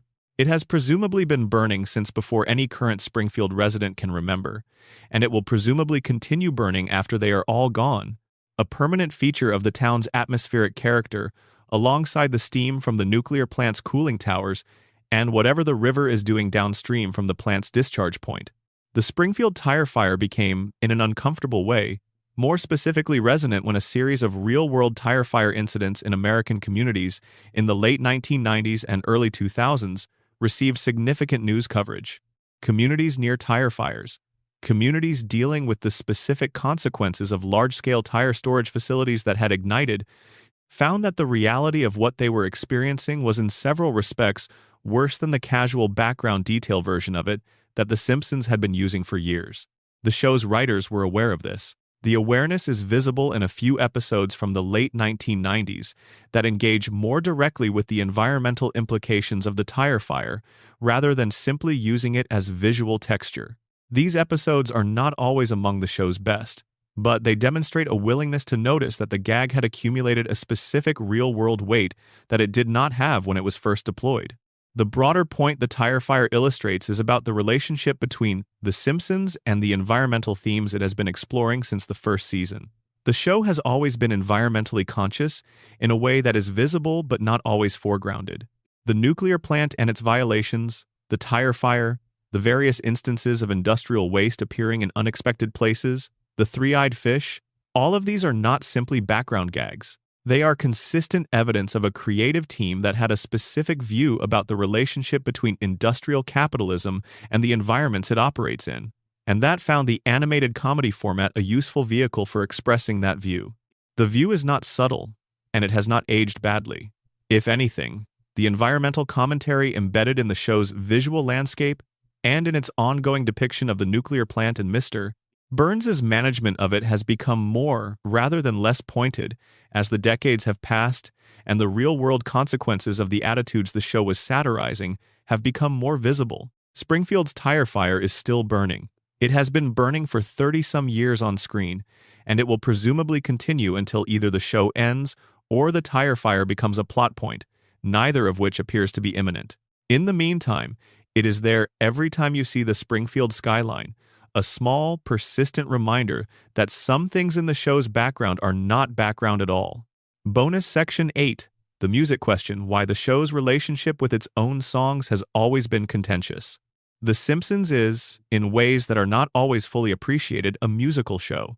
Not in the sense of a musical, not in the sense of a show that organizes its storytelling around songs the way that genre demands.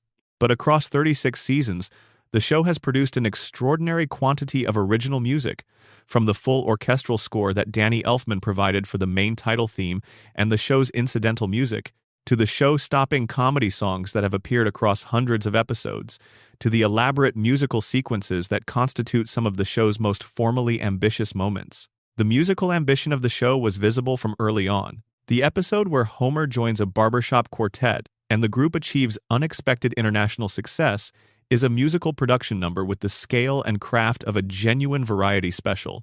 Marge versus The Monorail, which appeared earlier in this script in the context of the Conan O'Brien section, is structured around a parody of a Broadway musical's opening number that is executed with sufficient specificity and care that it works as both parody and as a genuine musical piece. Sideshow, Bob's Gilbert and Sullivan sequence is a full-scale operatic performance that demonstrates real musical knowledge and genuine commitment to the form. This musical ambition created its own set of controversies, mostly about rights, licensing, and the complicated relationship between a television comedy and the intellectual property of the musicians and composers it chose to parody, reference, or quote. Some of these controversies were resolved cleanly.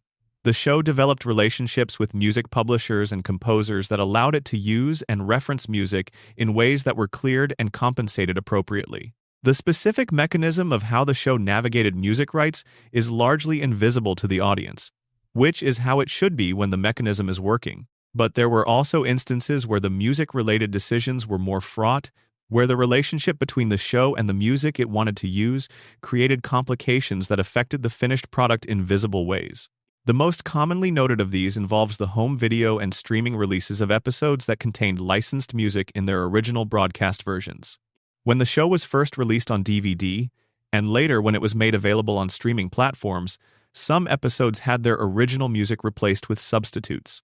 This was the result of licensing agreements that covered the original broadcast but did not extend to home video or streaming, requiring either the payment of additional licensing fees or the substitution of non-licensed music for the original. For fans who remembered the original broadcast versions, the replaced music was sometimes noticeably different, changing the feel of scenes that had been built around the specific emotional or comedic effect of the original song choice.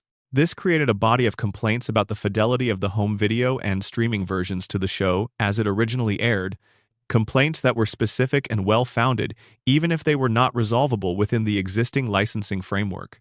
The show's musical identity is not separable from its broader cultural identity. The Simpsons is a show that lives in culture, that references and responds to and parodies the culture around it, and music is as central to that culture as anything else. The complications that arise from the show's relationship to the intellectual property embedded in that music are a specific instance of the broader tension between the show's creative ambitions and the legal and commercial frameworks within which it has to operate. The tension has been managed imperfectly across the show's entire run. It has produced some losses, some replacements, some moments where what ended up on the screen or on the disc was not quite what the writers and directors intended. It has also produced, across hundreds of episodes, an extraordinary musical catalog that represents one of the underappreciated dimensions of what the show has achieved. Bonus Section 9. The Continuity Problem: How the show's own history became its biggest creative challenge. The Simpsons has been running for long enough that its own history has become one of its primary creative challenges. In the early seasons, the show's continuity was relatively simple. Characters had established histories and established relationships, but those histories were not yet so extensive that they created significant constraints on what the writers could do in any given episode. When a writer wanted to establish something about Homer's childhood, or about how Homer and Marge met, or about any character's backstory, there was relatively little prior material to contradict, and relatively few established facts to maintain consistency with. By the show's later seasons, this had changed fundamentally. 30-plus years of episodes had established an enormous quantity of facts about the characters' lives, their relationships, their experiences, their histories. The accumulated canon of the show was, by the time the later seasons were being produced, so large that navigating it required the kind of institutional knowledge that only people who had spent years with the show could maintain. The floating timeline, which has been discussed elsewhere in this script in the context of theories about Springfield's nature, created a specific kind of continuity challenge. The characters do not age, but the world around them does. Technology changes, cultural references change. The year of the show's present is always the year of its broadcast, which means that the show's present has moved forward by 3.5 decades, while the characters have remained at the same ages. This requires the characters' backstories to move forward with the present, which means that the backstories contradict earlier versions of themselves as they are updated to maintain plausibility. Homer and Marge's courtship, as depicted in various flashback episodes across the show's run, has been set in different decades. Early flashback episodes placed their teenage romance in the mid-1970s. Later episodes placed it in the 1990s. The most recent flashback episodes would need to place it sometime in the 2000s to maintain the age relationship between the characters and the present in which they are depicted. Each version of the backstory contradicts the versions that came before. The show has handled this in different ways at different times. Some writers have leaned into the floating timeline explicitly, acknowledging in the episode itself that the past is being depicted in a specific historical context without worrying about whether that context is consistent with earlier depictions. Others have tried to maintain as much internal consistency as possible while navigating the constraints the floating timeline imposes. The fan response to continuity errors and timeline contradictions has been extensive and detailed. There are entire websites and wiki projects devoted to mapping the Simpsons universe, to tracking what is established and what is contradicted across the show's run, to creating a coherent internal history for a show whose production process has not always prioritized internal coherence. These fan projects are, among other things, evidence of the show's cultural weight. You do not build elaborate databases to track the internal consistency of something you do not care deeply about. The continuity tracking projects are a form of love, even when the love expresses itself as detailed complaint about the year in which Homer and Marge attended their high school prom. The show has, in recent seasons, made some gestures toward acknowledging the continuity challenge explicitly, making jokes in the show itself about the floating timeline and about the way the characters' pasts keep shifting to match the present. These gestures are self-aware and sometimes genuinely funny, and they represent one approach to the continuity problem, the approach of acknowledging it as a feature rather than managing it as a bug. Whether that approach fully satisfies the fans who have spent significant portions of their lives tracking the show's internal consistency is a different question. The answer is probably no.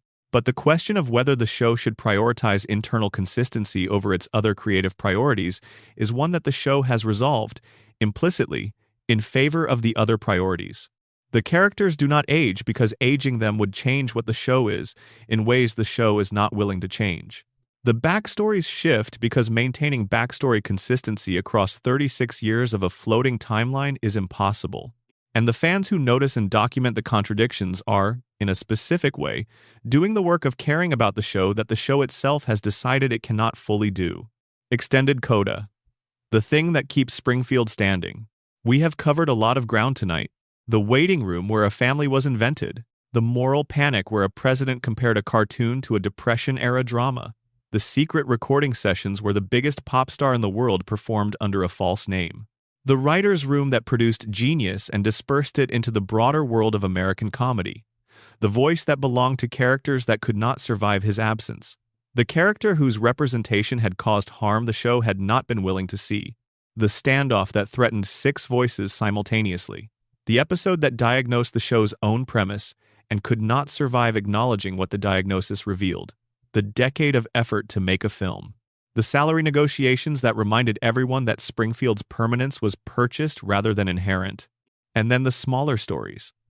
The guest stars whose real-world contexts complicated their fictional presences. The visual changes that accumulated into a different-looking show. The music rights that made some episodes different on streaming than they were on broadcast. The continuity challenges that became visible over decades. The recurring minor characters whose impossible survival rates pointed towards something stranger than the show was willing to name. All of these stories are true stories about a television show. A long-running, widely beloved, sometimes frustrating, consistently argued about television show that has been part of the cultural fabric of American life for 36 years. They are the stories of what it costs to make something, to sustain something, to keep something alive through decades of change in the culture around it and in the people inside it. But they are also, underneath that, stories about something that most of the people who made The Simpsons and most of the people who have watched it have in common. They are stories about caring about things, about finding something in a fictional yellow family that was worth caring about deeply enough to fight about, to argue about, to worry about when it was threatened, and to mourn when some part of it was lost. The show has faced genuine existential threats.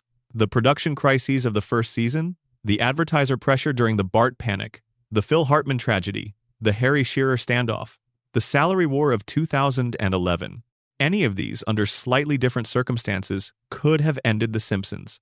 The show is not here because it was inevitable. It is here because specific people made specific decisions at specific moments that preserved it. And because enough of those moments went the right way to accumulate into 36 years. That accumulation is its own kind of story. The story of a show that has survived everything thrown at it, from external attack and internal crisis, from financial pressure and creative exhaustion, and the ordinary human difficulties of sustaining creative work over long periods of time. The story of a production that has not always done everything right, but that has done enough things right, enough times, to remain. Springfield is not a place. It has no fixed location. It cannot be found on any map. It exists in the specific and permanent way that things that have been broadcast exist, in the archive of something that has been seen by hundreds of millions of people, that has been absorbed into the culture in ways that are difficult to fully trace or account for, that has left marks on the people who watched it that are real even when they are invisible. Homer Simpson does not exist. He has never existed.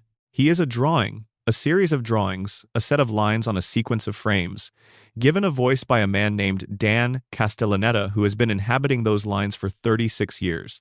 And yet, the image of Homer turning away from the nuclear plant with a donut in his hand, shuffling toward a house on Evergreen Terrace where dinner is almost ready, has the specific weight of something real.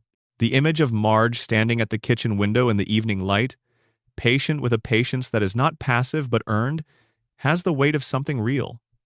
Bart on his skateboard, Lisa with her saxophone, Maggie with her eyes that have always been watching more than anyone suspected. These are real to the people who watch them grow up, or rather, the people who watch them not grow up, who watch them remain exactly the same while the world around them changed in every other way. The family that stayed still while everything else moved. The family that was there when you came back from wherever you had been. You keep watching because they keep being there. Because the couch is always warm and the television is always on, and somewhere in that improbable town, that impossible geography, that contamination zone or coma dream, or simply that cartoon, a family is going through something recognizable. Something that has to do with love, with failure, with trying again, with the stubborn, optimistic insistence that the people you love are worth the trouble they cause, and the trouble you cause each other. That is what the show has always been, underneath every controversy that almost ended it. A family, held together by the same things families are always held together by, which are not always the most elevated or the most noble things, but which are real and persistent and sufficient, in the end, to keep the lights on. The lights in Springfield are still on. Wherever you are tonight, that might be enough. Sleep well. Springfield will still be there in the morning. It always is. Bonus Section 10. The network fight how Fox and The Simpsons spent 30 years disagreeing about what the show was. The relationship between The Simpsons and the Fox network has always been complicated in ways that the show's success tends to obscure. On the surface, the relationship appears to be a simple story of mutual benefit. Fox needed The Simpsons in the early years more than any other show, more than any other single property, to establish itself as a legitimate broadcaster. The Simpsons needed Fox to give it the freedom to be what it was, without the pressure to conform to the expectations of a more established network with more entrenched ideas about what primetime television should look like. The arrangement produced enormous value for both parties over 3.5 decades, and that shared value creation is the dominant frame through which the partnership tends to be understood. But the internal history of the relationship was not always harmonious. The show and the network have disagreed, repeatedly and sometimes bitterly, about content, about scheduling, about promotion, about the network's management of the show's cultural legacy, and about the basic question of what The Simpsons was and who got to make decisions about its future. The content disagreements were perhaps the most persistent. Fox had broadcast standards and practices, the department responsible for reviewing content before it airs, to ensure compliance with FCC regulations and network policy. The Simpsons, from its earliest episodes, was a show that operated at the edge of what broadcast standards would permit, not in the sense of explicit sexual content or extreme violence, but in the sense of humor about topics that broadcast television in the late 1980s and early 1990s did not routinely address.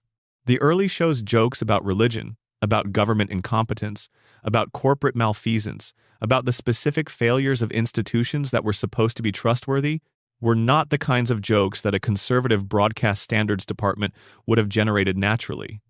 The show pushed against the standards process regularly, and the process pushed back. The writers developed strategies for navigating the standards review that became, in some accounts from people who worked in the room, almost as creative as the writing itself.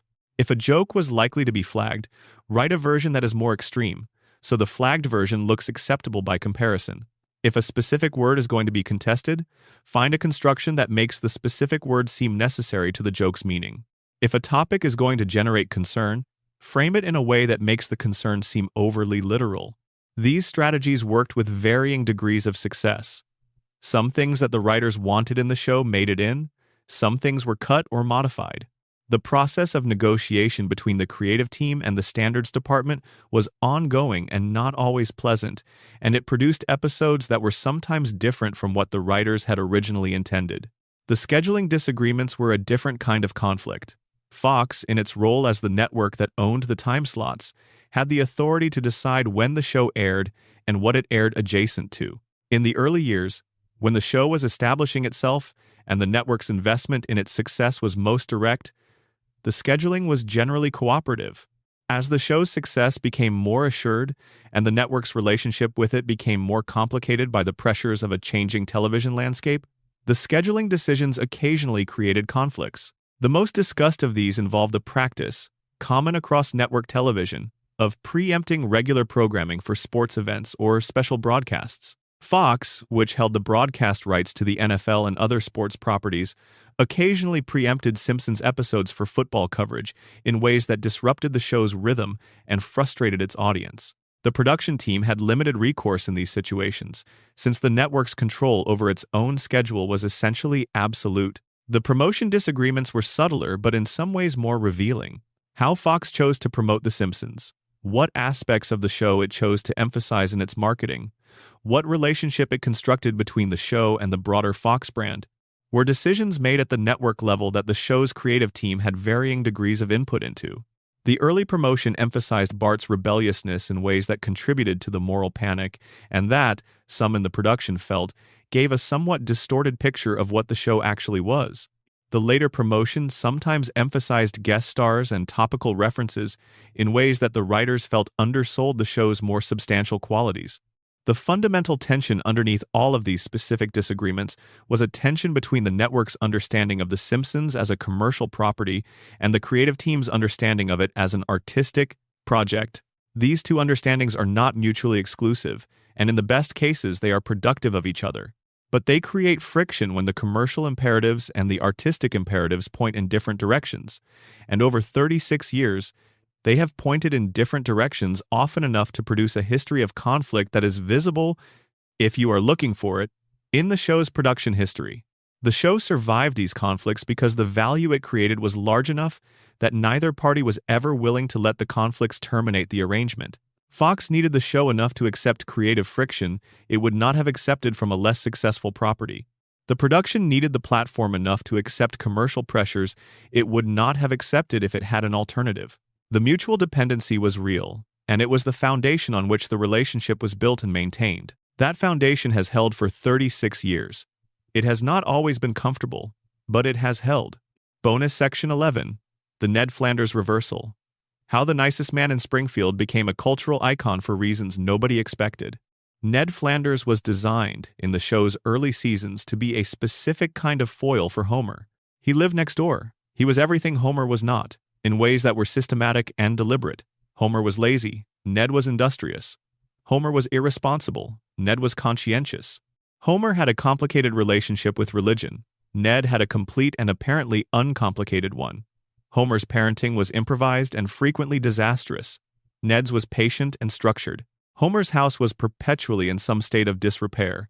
Ned's was immaculate. The relationship between Homer and Ned was built on Homer's resentment of this contrast, on his inability to appreciate Ned's virtues because those virtues primarily served to make Homer's own shortcomings more visible by comparison. Homer was rude to Ned. He borrowed things and did not return them. He complained about Ned's cheerfulness. He found reasons to be annoyed by the very qualities in his neighbor that he would, in a different mood or a more reflective moment, recognize as admirable. The joke was on Homer in the straightforward reading. He was unable to appreciate what was right in front of him. Ned's goodness was real, and Homer's rejection of it reflected Homer's own limitations rather than any deficiency in Ned. But the show complicated this straightforward reading over the years in ways that made Ned a much more interesting figure than the simple foil role required. The revelation that Ned's relentless positivity was the product of childhood behavioral conditioning rather than natural disposition changed the meaning of everything that came before it. The patience was not saintly. It was engineered. The forgiveness was not freely given. It was the absence of any psychological mechanism for withholding it. This reframing did not make Ned less sympathetic. If anything, it made him more sympathetic, because it revealed that the performance of goodness he had been giving for years was a genuine performance, that it cost him something even when it did not look like it did, that the cheerfulness was purchased against a background of effort that his neighbors never saw. The death of Ned's wife Maud, which occurred in the show's 11th season, was handled with a directness that the show did not always bring to its more serious moments. Maud died because of an accident caused, indirectly, by Homer's selfishness. She was hit by a t-shirt cannon's projectile because Homer dodged the projectile first. The causal chain between Homer's self-interest and the death of his neighbor's wife was visible and direct, and the show did not obscure it. Ned forgave Homer. Of course he did. He had no psychological mechanism for doing otherwise. But the forgiveness had a texture that was different from his earlier patience. A weight that the conditioning explanation made legible. He was forgiving because that was all he could do, not because he had processed the grief and arrived at forgiveness through a spiritual process. The character's reception outside the show's original context produced something that the writers did not entirely anticipate. Ned Flanders became a genuine cultural reference point for devout Christians in America, many of whom related to the character's faith in ways that were not entirely ironic. The specific way the show depicted Ned's religious practice, the regularity of church attendance, the integration of faith into everyday life, the genuine belief underlying the cheerful exterior, resonated with viewers who shared those qualities and found them rarely and often condescendingly represented in mainstream American entertainment. This created an interesting dynamic in which a character who was partly designed as an object of gentle satire became something closer to an authentic representation for communities the show had not specifically set out to represent. The satire was still there, visible in the specific ways the show used Ned to make points about the gap between religious professions and religious practice, about the ways institutions of faith can shape individuals in ways that are not always fully healthy. But the authenticity was also there, recognized by people who lived versions of the life Ned lived and found in his representation something that felt seen.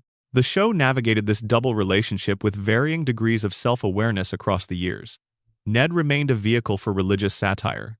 He also remained, for a significant portion of the audience, a figure who represented their own values with enough specificity and sympathy to feel like genuine recognition. Both things were true simultaneously, and the show's willingness to maintain that ambiguity rather than resolving it in one direction was one of the things that made Ned one of its most durable and interesting characters. The quiet tragedy of Ned Flanders, the man who does everything right in a universe that rewards Homer Simpson, is the show's most sustained meditation on the relationship between virtue and outcome. Ned is good. He continues being good. The goodness is not rewarded in any of the ways that a simpler moral universe would provide.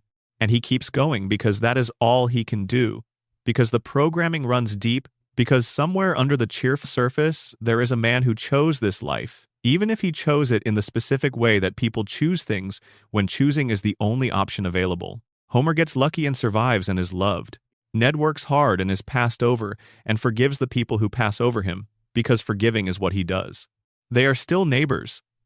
They will always be neighbors. And the gap between what each of them deserves and what each of them receives is one of the show's quiet and persistent statements about the kind of world Springfield is. Which is to say, the kind of world most worlds are. Bonus Section 12.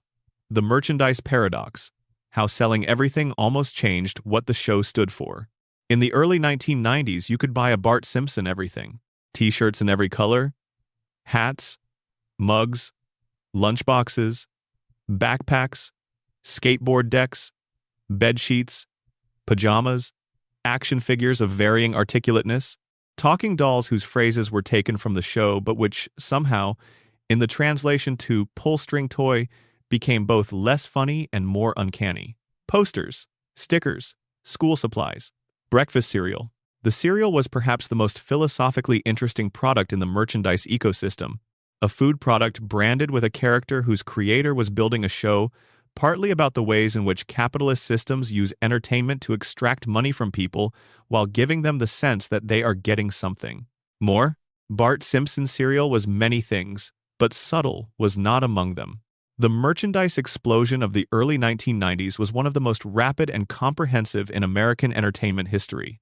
The Simpsons went from a new show on a young network to a licensing empire in the span of approximately 12 months. Fox and the various companies that held the licensing rights moved aggressively to capitalize on the show's cultural moment, and the cultural moment was large enough to support an enormous range of products directed at an enormous range of demographics. Some within the production felt ambivalent about the pace and scope of the merchandising push. The concern was not primarily about the money, which was real and which flowed back to the production in ways that supported what it was doing. The concern was about what the merchandise was doing to the show's image. The Bart Simpson that appeared on a talking doll or a breakfast cereal box was a simplified, brand-compatible version of the character. A Bart reduced to his most marketable qualities, his catchphrases and his spiky hair, and his attitude, without the complexity and the warmth and the occasional genuine tenderness that made the character worth caring about. This is a version of attention that exists for any creative work that achieves commercial success at scale. The commercial version of the work is necessarily simpler than the actual work. The brand is always a reduction, and the reduction, reproduced across millions of products and encountered by millions of people who may not be watching the show, becomes part of how people understand the thing. The Bart who was on the cereal box was, for many people who encountered him primarily through merchandise rather than through the show, the whole Bart. And the whole Bart was more interesting and more human than the cereal box version allowed.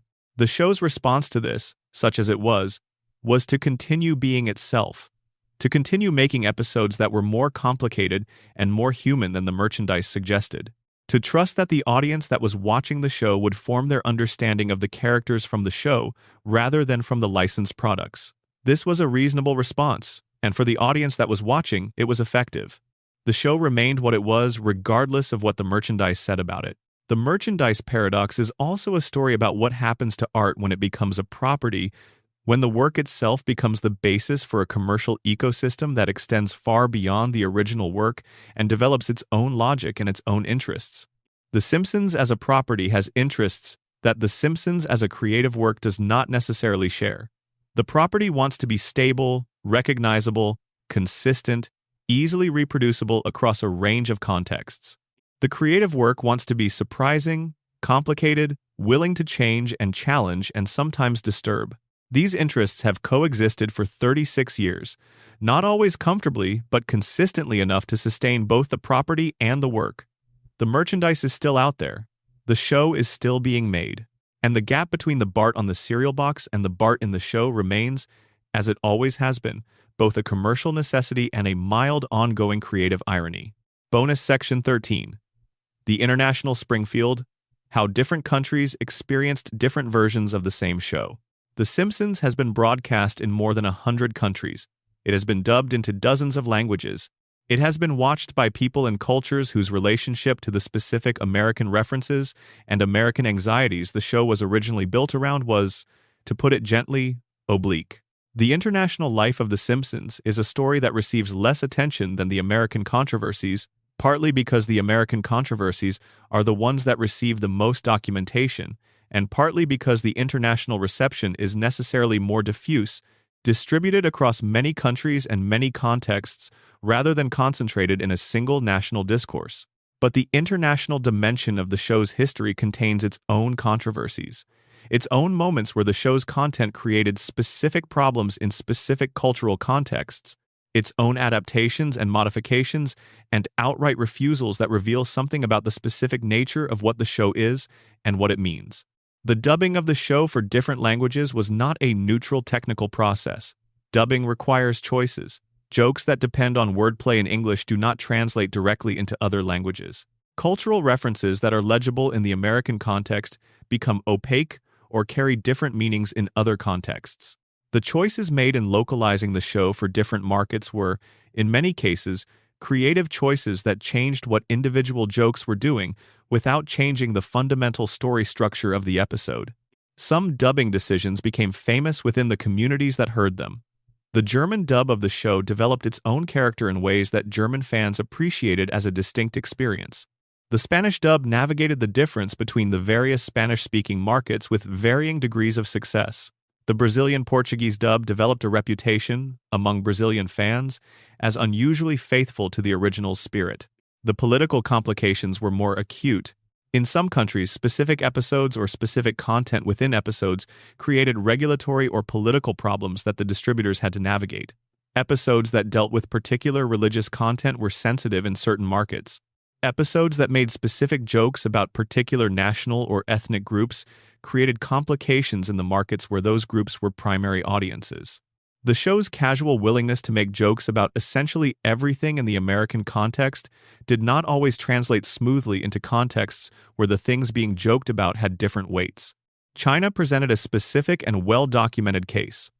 The Simpsons was available in China for periods of its history and unavailable in others, with the availability tracking imperfectly, the political sensitivity of specific content, and the broader state of the relationship between American entertainment and Chinese regulatory authorities. The show's depiction of labor conditions in manufacturing, which appeared in multiple episodes across its run and which was generally unflattering in ways that connected to real concerns about globalized production, was one of the sources of sensitivity. The show's general attitude toward authority, which was unlikely to be more comfortable for Chinese regulators than it was for American ones, was another. The experience of The Simpsons in different international contexts is, collectively, a kind of natural experiment in what the show is when you remove the specific American cultural context it was built in and see what survives the removal. What survives, apparently, is enough to sustain an international audience for more than 3 decades. The family dynamics, the comedy of incompetence, the affection that persists through all the friction, the basic recognizability of people navigating life in an institutional context that does not always serve them well. These things translate, not perfectly, not without loss, but enough to sustain something recognizable as The Simpsons in contexts that the show's creators could not have specifically anticipated when they were building it for an American primetime audience in 1989. Springfield, it turns out, is not only an American town. It is any town where people are trying to hold their families together against the pressure of systems that do not especially care whether they succeed, which is most towns, in most countries, most of the time. Bonus. Section 14. The Future of Springfield. What Comes After Forever. The Simpsons has been renewed through at least season 38, which, at the pace the show produces episodes, will take it to approximately 2027. By that point, if the show has continued at its current rate, it will have produced somewhere in the neighborhood of 900 episodes across nearly 4 decades of continuous production. The question of what comes after that, or what would come after if the show ends at that point or at any other point, is one that the people responsible for it have addressed with varying degrees of directness over the years. Matt Groening has said in interviews that he expects the show to continue as long as it is commercially viable and creatively sustainable, which is the answer that makes the most sense from the position of someone who has a genuine stake in the show's ongoing existence. Al Jean has made similar statements, emphasizing the show's continued ability to find stories worth telling, and noting that the audience for it, while smaller than at the peak, remains substantial. The cast has occasionally been more forthcoming about their own relationships to the show's future. Several principal cast members have spoken about the experience of voicing these characters for multiple decades, about what that continuity means to them personally, about the specific quality of returning to Homer or Marge or Bart year after year in recording sessions that have maintained their basic character while the world around them has changed in every other way. The question of what a final episode of The Simpsons would look like, if such a thing were ever made, is one that fans have speculated about for years. Various possibilities have been considered. An episode in which the characters finally age, in which the floating timeline is released and time starts moving, which would have a quality of genuine loss that no other potential finale could match. An episode in which the nature of Springfield is finally explained, in which one or more of the theories about what the show's universe actually is receives some form of acknowledgement or confirmation. An episode in which Homer wakes up and the question of whether everything since the coma has been a dream is settled. The show's writers have occasionally gestured toward each of these possibilities without committing to any of them, which is probably the right approach given how far in the future the question of a finale actually is. What is certain is that whenever the finale comes, it will be the end of something that has not ended before in American television. A show of this length, this cultural reach, this depth of penetration into the collective imagination, has not previously concluded in a way that required a final episode. The Simpsons will be the first show to face the specific challenge of ending something that has lasted long enough to feel, to a substantial portion of its audience, like a permanent feature of the landscape. The ending, when it comes, will be mourned by the people who have spent portions of their lives with the show, regardless of what they think about the current episodes or whether they have watched consistently across the full run. There is something about the knowledge that the show exists, that it is there in the television schedule and the streaming catalog and the cultural conversation that is separate from the individual episodes, and that will be felt as a loss when the show is no longer there to provide it. The Simpsons has survived every crisis and controversy in its history. It will not survive its own finale, whenever that comes. But neither will it need to. By the time the show ends, it will have been part of the culture for long enough that ending will not mean disappearing. The archive will remain. The episodes will be there.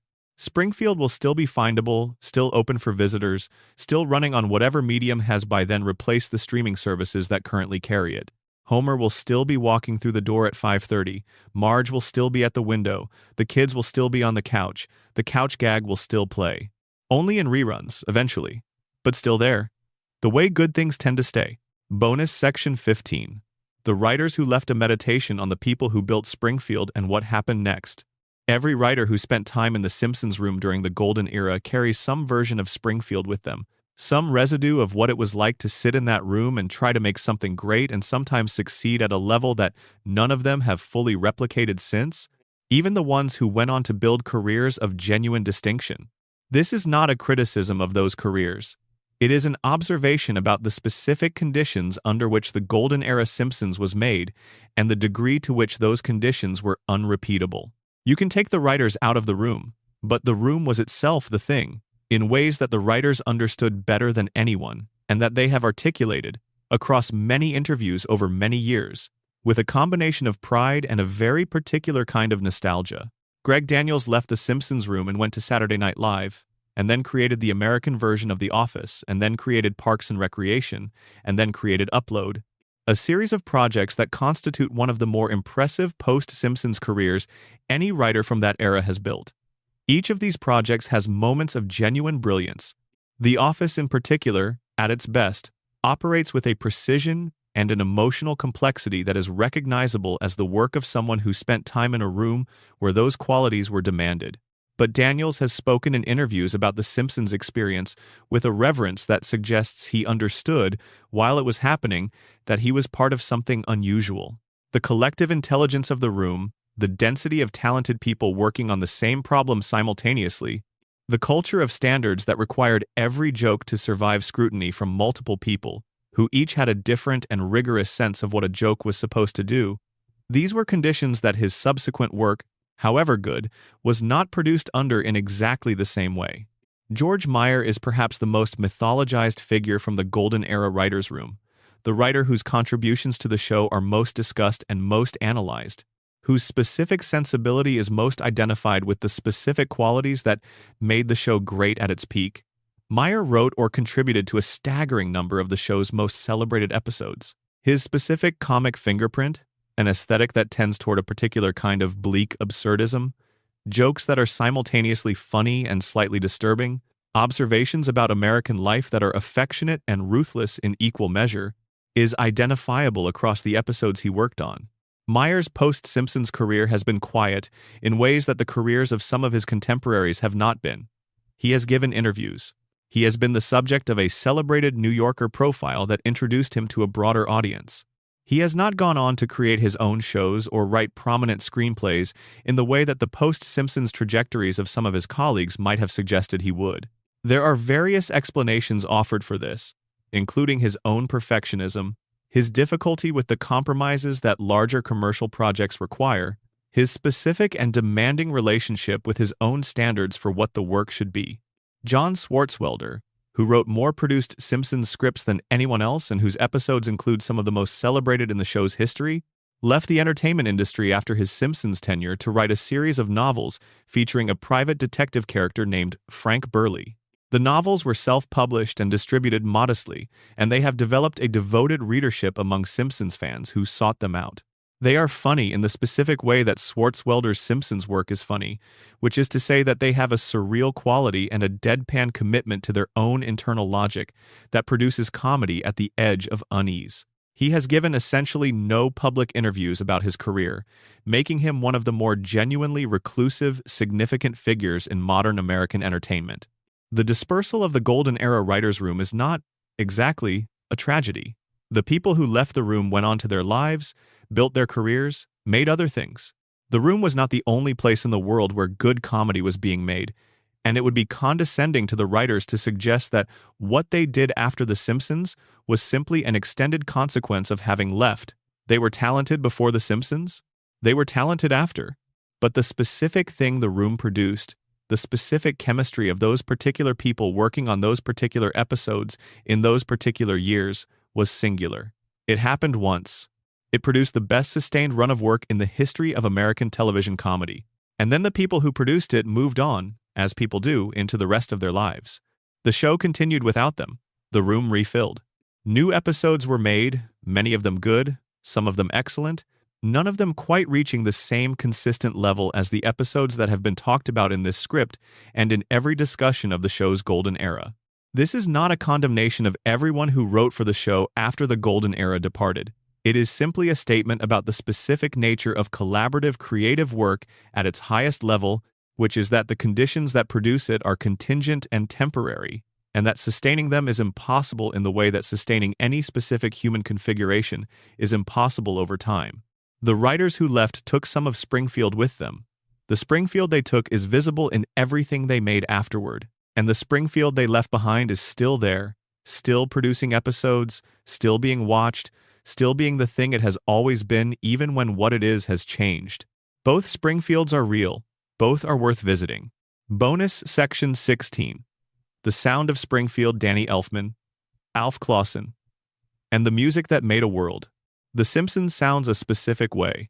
The opening title sequence, the music that plays over the couch gag, and the family rushing home from their various activities and crashing onto the couch together is one of the most recognizable pieces of music in the history of American television. It was written by Danny Elfman in 1989, and it has played in slightly varied forms depending on the specific timing of the couch gag that week. At the beginning of every episode the show has ever produced, the theme is not simply a catchy piece of music. It is a fully realized aesthetic statement about what the show is. Its specific blend of orchestral instrumentation and electronic elements, its pace and its melody, and the specific character of its climax when the family lands on the couch, all of these communicate something about the show that the first scene of the episode proper then has to live up to. The theme promises a specific kind of energy and a specific kind of warmth and a specific kind of slightly too fast for comfort momentum, and the best episodes of the show deliver on all three. Elfman wrote the theme in a matter of days, by his own account, working from Groening's description of what the show was and what its music should feel like. The result was a piece of music that has been heard billions of times across 36 years, and that still works, still communicates what it was designed to communicate, still functions as the door through which the audience enters Springfield. The ongoing musical life of the show beyond the theme was, for most of its history, the work of Alf Clausen, a composer and conductor who joined the show in its second season and produced the incidental music for 30 seasons before his contract was not renewed in 2017. Clausen's contribution to the show is one of those things that is difficult to fully appreciate without the contrast of its absence. The incidental music of a television show is, in the best cases, a kind of invisible architecture present in every scene without calling attention to itself, shaping the emotional experience of the narrative without the audience being consciously aware of the shaping. Clausen's music for The Simpsons was, at its best, exactly this kind of invisible architecture, working with the specific rhythms and emotional beats of the show to create a sonic environment that felt inseparable from the visual and narrative experience. His departure in 2017, after 30 seasons, was itself a small controversy. The decision not to renew his contract was made without a public announcement and became known through a statement Clausen made in an interview. The production moved to a different approach to scoring, using a combination of session musicians and digital production methods that reduced the specific orchestral character of the score in favor of something more flexible and less expensive. Long-term fans of the show noticed the change. The specific quality of the incidental music, its orchestral texture, and its specific relationship to the show's visual and narrative rhythms was different after Clausen's departure in ways that were not always immediately identifiable, but that accumulated into a felt difference in what watching the show sounded like. This is the kind of change that receives less attention than the changes that are more easily talked about: the casting changes, the writing quality debates, the content controversies. But sound is a fundamental component of the experience of a visual medium, and changes to the sound of a show change the experience of watching it in ways that are real, even when they are difficult to articulate. The music of The Simpsons is part of what Springfield is. The specific sonic environment that Elfman created with the theme, and Clausen sustained for 30 seasons, is part of how the audience relates to the characters and the world. The couch gag is partly funny because of the theme that plays over it. The emotional beats of the best episodes land partly because of the music that frames them. Springfield sounds a specific way. It has sounded that way since 1989, and the specific way it sounds is part of why you can close your eyes and still be there. Bonus section 17. The legacy question: what The Simpsons actually changed. There is a version of the history of American television comedy in which The Simpsons appears as one show among many, an important and successful show, certainly, but one element in a broader landscape rather than the cause of the landscape itself. This version is wrong. The Simpsons did not simply participate in the development of American television comedy. It substantially determined what that development looked like, in ways that are still visible and still active in contemporary comedy writing. The specific things it demonstrated were possible in the format of television comedy, changed what everyone who came after it thought television comedy was capable of being. The most fundamental of these demonstrations was the demonstration that a comedy could be simultaneously funny and emotionally genuine without either quality undermining the other. The television comedy tradition that preceded The Simpsons had generally operated on the assumption that emotional depth and comedy were in tension, that you either made people laugh or made them feel, and that the best you could hope for was a balance between the two rather than an integration of them. The Simpsons demonstrated, episode by episode across its golden era, that this assumption was wrong. An episode could make you laugh consistently for 22 minutes and then make you feel something real and true in its final minutes without either experience being undermined by the other. The laughter made the feeling more powerful. The feeling gave the laughter meaning. This demonstration changed what comedy writers thought they were allowed to try. The creative generation that came of age watching The Simpsons, the generation that went on to make the television comedies of the 2000s and 2010s, understood from the show that emotional ambition in comedy was not a contradiction, but a possibility. Shows that integrated emotional depth into comedy in ways that television had not generally attempted before. Shows that became defining works of their own era were made by people who had learned what was possible from watching the show. The second major demonstration was about the relationship between character and plot. Television comedy in the pre-Simpsons era generally operated on the assumption that character was a fixed background against which plot operated. The character was the known quantity. The plot was the variable. The character's response to the plot was predictable in ways that made the comedy legible. The Simpsons complicated this by making its characters genuinely dynamic across episodes, capable of growth and change and contradiction that did not fit into the predictable response model. Homer in Season 4 is a different Homer from Homer in Season 1, not in ways that break his character, but in ways that deepen it.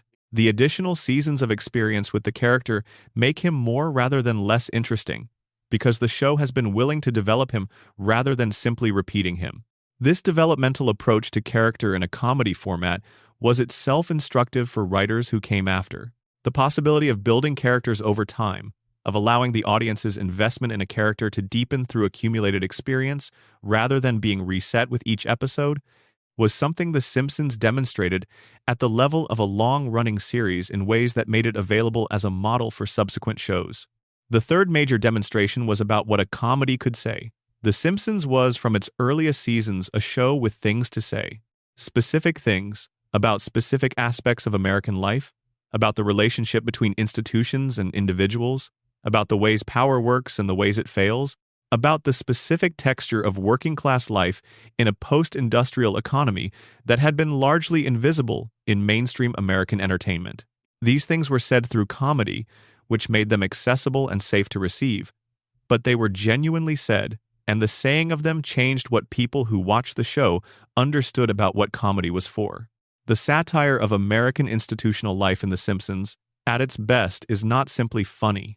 It is accurate in ways that required genuine attention to the realities it was depicting. The nuclear power plant and its owner are funny because the specific qualities the show attributes to them are recognizable as exaggerated versions of real things. The incompetence of the police is funny for the same reason.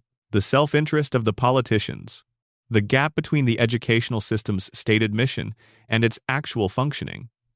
All of this is comedy, but it is comedy that required the writers to pay serious attention to the world they were satirizing. This serious attention, the willingness to actually look at the things you are making jokes about rather than using them as generic backdrops for comedy, is something The Simpsons modeled for the writers who came after. The best American comedy of the last 30 years is, in many cases, comedy that takes its subject matter seriously enough to be accurate about it. The lineage that connects that accuracy to The Simpsons is not always direct or easily traceable, but it is real. The show changed television comedy, changed what was permitted, what was possible, what was attempted, changed how writers thought about what their job was and what they were allowed to try, changed how audiences understood the relationship between laughing at something and caring about it. These are large claims. They are also accurate claims. And they are part of what makes the controversies that almost ended the show worth understanding in their full complexity, because what almost ended was not simply a successful television show. What almost ended was the thing that changed what television comedy was. Springfield endured. American comedy was different because it did. That is, in the end, the most important thing this long evening in Springfield has established. The couch gag still plays. The theme is still playing. Rest now. Springfield will be here. It was always going to be here. Bonus Section 18. The couch gag, a brief history of the show's most reliable joke and the fights it caused.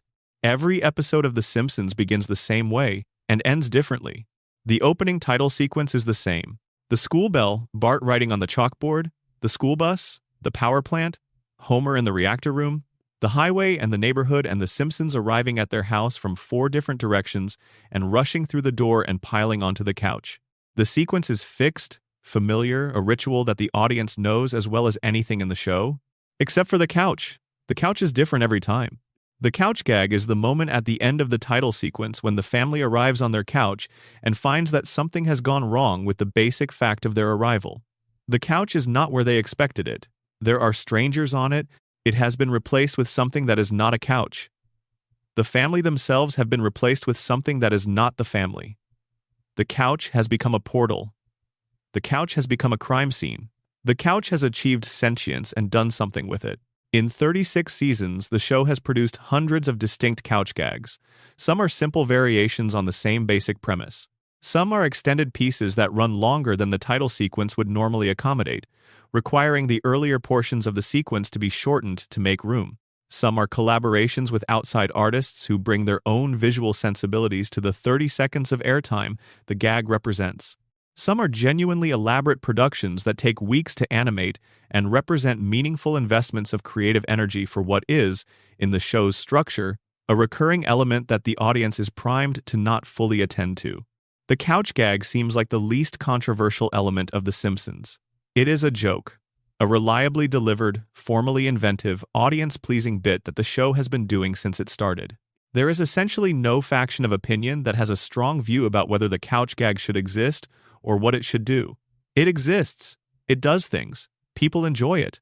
And yet the couch gag has been the subject of a specific internal controversy that reveals something about how the show's creative leadership thinks about the relationship between tradition and innovation, between the core, formal elements that define the show's identity and the pressure to find new things to do with those elements. The controversy emerged in the later seasons when the couch gags began to run significantly longer than they had in the show's earlier years. The early couch gags were brief, a few seconds at most, a quick visual joke that set up the family on the couch before the episode proper began. The later couch gags became, in some cases, full standalone animated pieces that ran for 2 or 3 or occasionally 5 minutes, consuming a meaningful fraction of the episode's total runtime. The argument for longer couch gags was that they represented some of the show's most consistently inventive work. Freed from the constraints of character and continuity and the demands of a full episode's narrative, the couch gag slot became a space where the show could try genuinely experimental things without risking the integrity of the episode around it. Some of the most talked about recent Simpsons content has been elaborate couch gags, collaborative pieces with animators from other traditions, pieces that engaged with the history of animation in ways that the show's regular format could not accommodate. The argument against longer couch gags was that they were essentially eating the episode. A Simpsons episode is 22 minutes. When the couch gag runs 5 minutes, the episode that follows is 17 minutes. The show is taking time that should be used for the actual story, the actual character work, the actual comedy of the show, and using it for something that is external to all of those things, however visually interesting that something might be. This is a real argument, and the people who have made it inside and outside the production have been making it in good faith about a genuine creative tension. The couch gag is the show's most reliable vehicle for formal experimentation.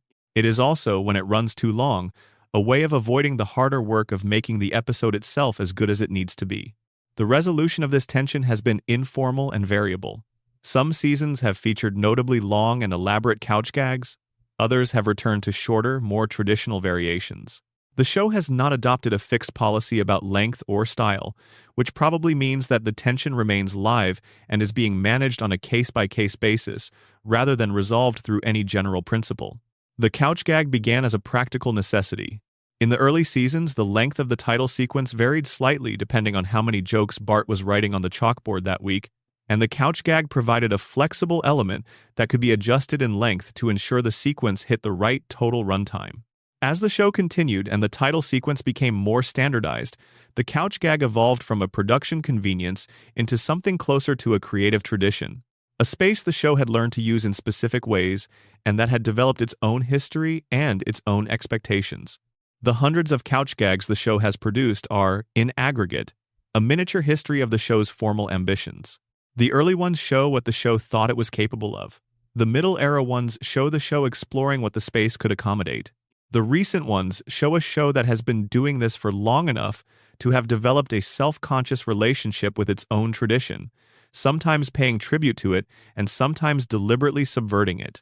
If you were going to choose a single formal element of The Simpsons that best captures what the show is across its full run, the couch gag would be a strong candidate. It is reliable without being identical. It is familiar without being predictable. It rewards attention without punishing inattention. It has been doing the same basic thing for 36 years and has found hundreds of different ways to do it. That is, in small, what the show itself has been doing. The same basic thing, differently, for longer than seems possible. The couch is still there. The family still piles onto it. Something goes wrong every time, and it is still a little bit surprising every time it does. That is the couch gag. That is the show. That is Springfield, in the most compressed form available. Bonus Section 19. What 36 years feels like from the inside, a final reflection on time, television, and the yellow family on the couch. There is a child somewhere tonight watching The Simpsons for the first time. Think about what that means for a moment. In every time zone, on every night across the past 3.5 decades, there has been someone encountering this show fresh. Without the weight of the golden era debates, or the contract disputes, or the controversies, this script has spent so many hours exploring. Without the layer of critical opinion that tells you what you are supposed to think about the seasons you are watching. Without any of the accumulated cultural baggage that attaches to a show that has been the subject of this much conversation for this long. The first-time viewer does not know that they are watching the show at Season 8, which most fans would consider the golden era, or at Season 22, which most fans would consider the long middle period, or at Season 34, which most fans have varying and complicated opinions about. They are simply watching, meeting these people, finding out what Springfield is. This fresh encounter with the show is one of the arguments that people who defend its continued production make, and it is not a dishonest argument. Every year, children reach the age at which The Simpsons becomes available to them, and for those children, the show is new. The episodes that longtime fans have watched a dozen times are, for first-time viewers, genuinely fresh. The jokes land without the diminishing returns of familiarity. The emotional beats arrive without the reader's ability to predict them because they have arrived before. The show produces this experience every time it finds a new viewer, regardless of when it was made or what critics said about it. And the scale of the archive available to new viewers, 800 episodes and counting, means that someone coming to the show fresh today has access to a body of work that includes some of the finest comedy ever made for television, alongside the later work that is more contested. They can find their own relationship to the show within that archive, can discover the golden era episodes with the same sense of discovery that the original audience had, can find the later episodes that work well despite the broader critical skepticism about the period they come from. They do not know, yet, that they are watching one of the most important television shows ever made. They do not know that the episode they are watching was produced in a context of enormous creative and financial and personal complexity. They do not know about the moral panics or the salary wars or the deaths or the legal fights or the moments when the whole thing nearly collapsed. They know a family. A yellow family on a couch, in a house, on a street, in a town that does not appear on any map. A father who is funny and frustrating and, in the moments that count, genuinely loving. A mother who is patient in ways that real patience requires, not because patience is her nature, but because she has decided it is her practice. A son who is more sensitive than he looks. A daughter who is smarter than her circumstances can accommodate. A baby who is watching everything. The child watching for the first time is having a version of the same experience that the first audience had in December 1989, which is the experience of meeting people who feel real in ways that cartoon people are not supposed to feel real. Something in the family, in the way they speak to each other and fail each other and help each other and keep coming back to each other, registers as true. As the kind of true that does not require accuracy to be real. The controversies this script has spent several hours exploring are real too. They happen to real people in the real world over real stakes. They change things about the show and things about the culture around the show. They are part of the full picture of what The Simpsons has been across its history. Part of what it costs to make something that matters enough to be worth fighting about. But the child watching for the first time does not know any of that yet. They just know the family. And in knowing the family, they are having the experience that 3.5 decades of viewers have had before them, the experience that the show keeps regenerating across all its seasons and all its controversies and all the things that almost ended it. The experience of finding something in a cartoon that you recognize. Something about the way families work. About the way love persists through failure, about the way the same people can drive you completely insane and be the only people you actually want to be around, about the way the house on the street in the town feels like a place that has always existed and will always exist regardless of what happens in the world outside it. Springfield endures because the experience it generates endures, because each generation of viewers that finds it for the first time has the same recognition, the same sense of arriving somewhere that was waiting for them, the same quiet pleasure of settling in. The controversies almost ended the show. They did not end the experience. They could not, because the experience is not located in any single season or any single creative team or any single arrangement between a network and a cast. It is located in the characters themselves, in what those characters do when you sit with them for 22 minutes and let the couch gag play and the theme run and the episode unfold. That experience was available in 1989. It is available tonight. It will be available long after the production has ended, and the archive is all that remains. The child watching for the first time does not know yet that they are joining something that has been going on for 36 years, that millions of people before them have had exactly this same experience of meeting this family and finding them familiar in ways that surprise you. They will find out eventually. And when they do, they will understand why the controversies happened. Why people cared enough to fight. Why the stakes were always real even when what was at stake was a cartoon. You fight for Springfield because Springfield is worth fighting for. Because the family on the couch is worth protecting. Because the specific combination of warmth and honesty and comedy and occasional genuine feeling that the show produces at its best is not a thing the world has too much of. And because the alternative, losing it, has been genuinely close enough, often enough, that the people who cared about it could not afford to be casual about that care. The show almost ended. Every section of this script has documented a moment, or a sustained period, when the continuation of The Simpsons was genuinely uncertain. Not theoretically uncertain, in the way that all ongoing things are theoretically uncertain. Actually uncertain. Dependent on decisions that could have gone the other way. Dependent on people in rooms making choices that were not inevitable. The production crises of the first season could have produced a show so rough and so unreliable that the network did not renew it. The moral panic could have pressured advertisers into withdrawing in sufficient numbers that the financial case for the show became untenable. The Michael Jackson episode's aftermath could have become something harder to manage in a different cultural climate or a different legal environment. The loss of Phil Hartman could have been the first in a series of departures that unraveled the cast's coherence. The Apu controversy could have produced a response so mishandled that the show's credibility with a significant portion of its potential audience was permanently damaged. The Harry Shearer standoff could have ended differently, with 6 beloved characters either retired or recast in ways that changed the fundamental texture of Springfield. The salary negotiations of 2011 could have reached an impasse rather than a restructuring, making the economics of continued production impossible. Any of the dozen production decisions that went right during the making of the film could have gone wrong, producing a failure that dampened rather than renewed the show's cultural standing. But none of these outcomes happened. The other outcomes happened instead. The outcomes in which the show continued, the cast stayed together, the crises were resolved, the controversies were survived, and the family on the couch went on being the family on the couch. This is either luck or stubbornness or love or some proportion of all three. The people who made the show and the people who watched it refused, at enough of the critical moments, to let it go. The refusal was not always elegant. It was sometimes expensive, sometimes painful, sometimes protracted in ways that cost things that cannot be fully recovered. But it was real, and it was consistent, and it has produced 36 years of a show that was worth fighting for. The child watching for the first time tonight does not need to know all of that. The experience of meeting the family is complete without it. The show works without the history, the way the family works, without knowing everything that happened before the episode began. But the history is there, underneath, sustaining the thing that looks effortless from the outside. All those rooms and all those negotiations and all those crises survived, and all those decisions made in the moment that happened to go the right way. The whole infrastructure of what it costs to keep something going for 3.5 decades, the child on the couch watching for the first time is the reason it was worth it.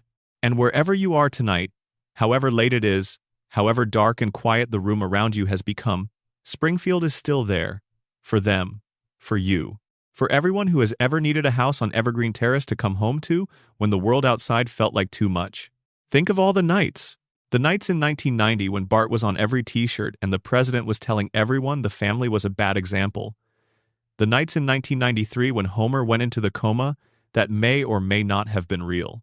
The nights in 1995 when all of America waited through the summer to find out who shot Mr. Burns. The nights in 1997 when the show did something dark and honest and uncomfortable in Homer's enemy, and everyone argued about what it meant. The nights in 1998 when the news about Phil Hartman arrived, and the people who loved the show had to figure out how to hold that grief alongside their affection for the thing he had built. The nights in 2007 when people sat in theaters and watched the dome go up over Springfield and then come down and felt something they had not expected to feel in a movie theater at a cartoon. The nights in 2015 when 6 characters almost lost their voices, and the people who loved those characters sat with genuine uncertainty about what came next. The nights in 2019 when the news about the episode and about the person who had made it generated a conversation that had no clean ending. All of those nights were real. All of those nights were also nights when someone, somewhere, sat down in a dark room and watched The Simpsons and found in it whatever they needed to find. Laughter, mostly. Comfort, sometimes. The specific warmth of a fictional family doing fictional things that felt, for reasons that are difficult to fully articulate, more real than a lot of real things. The show has survived because the nights keep coming, and the audience keeps sitting down, and the couch is always there, and the family always piles onto it, and something always goes slightly wrong with the landing in a way that is funny. Every single time. That is 36 years of evidence that some things are worth fighting for, worth surviving, worth keeping going past the point where stopping would have been easier. Springfield endures. You found it. Whatever night it is, whatever year, whatever version of the world exists outside the room you are in right now, you found the same Springfield that the first audience found in December 1989. The same family on the same couch on the same street in the same impossible town. The same Homer stumbling through the door. The same Marge at the window. The same Bart on the roof. The same Lisa in her room, saxophone playing something she is working out. The same Maggie, watching. The show has been here through everything the world has been through since 1989. Through the end of the Cold War and the beginning of the internet, and September 11th and the 2008 financial crisis, and a global pandemic and everything in between and after, it has been on television through all of it. It has been on screens of progressively different shapes and sizes through all of it. It has been the thing people put on when they needed something familiar, when the world felt like too much, when they wanted 22 minutes of a place where things are reliably strange in the same way they have always been strange. That reliability is not nothing. In a world that changes constantly and fast, in a culture that consumes and discards with increasing speed, a show that has been doing the same essential thing for 36 years, doing it with love and care, and the specific kind of craft that comes from people who take comedy seriously as a form, is something genuinely unusual. Something genuinely worth the fighting over. The controversies almost ended it. The crises almost ended it. The deaths and the fights and the financial standoffs and the creative exhaustions, all of them almost ended it. They did not end it.